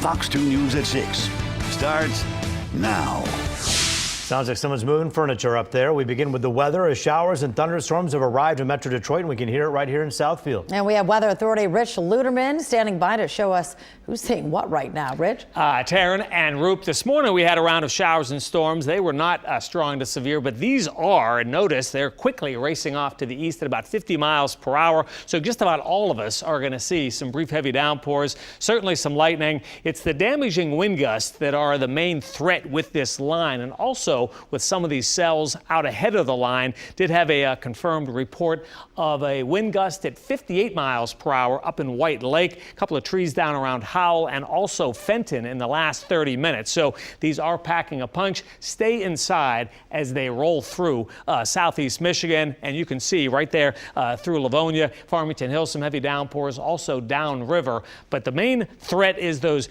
damaging wind gusts. Could be up close to 60 miles per hour. These are all severe thunderstorm warnings for just about every county in Metro Detroit. Notice how the numbers are coming down. It's going to take another 12 hours for the humidity to come down, but these storms are going to be with us for the next couple of hours. And then tomorrow and Wednesday, different kind of weather. Beautiful weather coming our way. We'll check it coming up in 15. Taryn, back to you. We'll talk to you then, Rich. Well, it was a frightening Sunday morning on Detroit's west side. A suspect is accused in 4 random shootings that killed 3 people. Police tracked down the gunman later that day, but 3 families are left mourning the loss of a loved one. Fox News' Jessica Dupnack hears from one of those families and from the 4th victim who miraculously survived. There's nothing I can do to ease the pain, and that's what hurts me the most. I can't ease anybody's pain. I can't bring them back. Maya Lee sat down with us after going to identify her son's remains at the Wayne County morgue. In that moment, she says, reality set in. For somebody to hurt him in that way, he did not deserve that. No matter what he's done in his life, he did not deserve that. Her son, 28-year-old Shane Lee, a twin of father, shot and killed, the first victim of a 19-year-old man who went on a random shooting spree Sunday morning in a West Side Detroit neighborhood, killing 3 people and injuring 1 more. He had a son who was never going to see his father again. He won't even understand why he's gone. After the gunman allegedly shot Shane at 7 Mile in Wyoming, police say he went 3 blocks away and murdered his second victim, a Jane Doe in her 40s. While investigating those shootings, police heard more shots fired nearby, and soon near Livernois and Pembroke, they found the body of Laurie Plazewski Briscoe, a mother of 5, waiting for the bus when she was randomly targeted. The innocent people going about their lives in a neighborhood on a Sunday morning and shot for no reason other then they were at the wrong place at the wrong time. And a fourth, final victim, the only one to survive, a 76-year-old man out walking his dog. I start moving faster, and all of a sudden 2 shots came out, and they hit Kingston. He dropped to the ground. John Palak was shot in the groin, dodging all but one of a rain of a dozen bullets from the shooter, who said nothing and opened fire.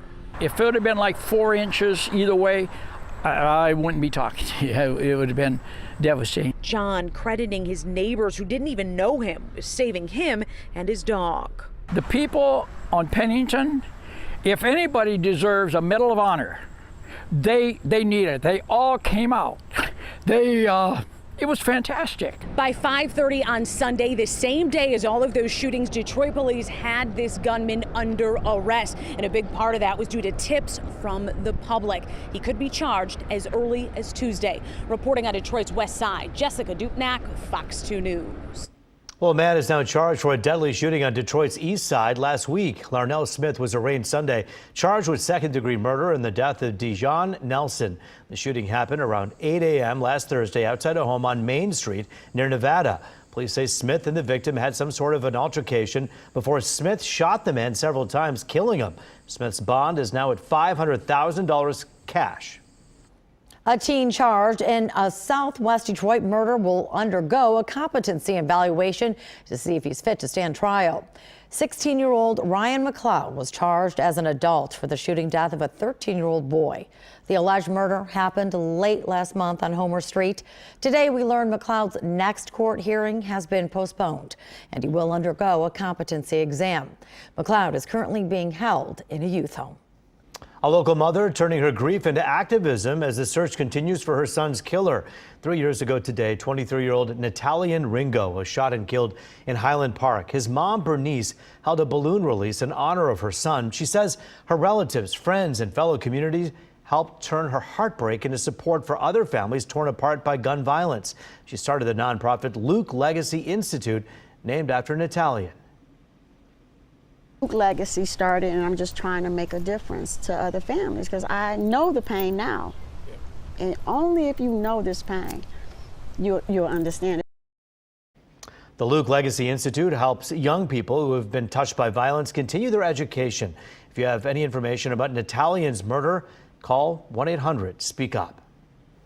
A preliminary exam gets underway for 5 members of a militia group accused of plotting to kidnap Michigan Governor Gretchen Whitmer. Now, we're told the court hearing got pretty heated at times. Fox 2's Charlie Langton is monitoring the proceedings. He joins us now live from Antrim County, where all of this is going down. Charlie. Well, I'll tell you what, we are in the Antrim County District Court, which actually takes place in Traverse City. So how that happens, I don't know, but Traverse City is nice. However, we were in court at 8:30, and the judge pretty much went through the entire day with 5 defense attorneys, each one representing a defendant. There are a lot of objections. Let me tell you what's going on over here. You just said it there. 5 defendants are on trial for alleging to creating a plot to kidnap Governor Gretchen Whitmer. Now, we just got through a trial in federal court that was in Grand Rapids on very similar charges. There are some differences. I'll get into those in a minute. But this trial, this hearing, it's a preliminary exam, is a little different. There's a lot of talk about militia and something called a boogaloo. A boogaloo is basically a civil war that really is kind of created to overthrow the government. And the allegation by the prosecutor here is that these 5 wanted to overthrow the government. Also, there were many plans to not only kidnap the governor, but as you'll see in just a moment, one plan was maybe to even shoot her. Now, we're going to start here by showing you a little bit of what happened in the court today. It'll start with a video that was recorded by an undercover FBI agent, and it was in Wisconsin at a training session for militia, and it starts out with gunshots. Take a look. So the takeaway from the meeting was a 3-phase plan. The initial phase was recruitment and networking. The second phase was attack planning. Each individual boogaloo leader from their state was supposed to come up with the best attack plans and bring them forward for the group. And finally, the third phase was the actual attack. Catch her walking into the building and act like passers-by and dome her, then yourself, whoever does it, with an emoji. Can you stop for a second? What does fixing dome mean? And shoot her in the head.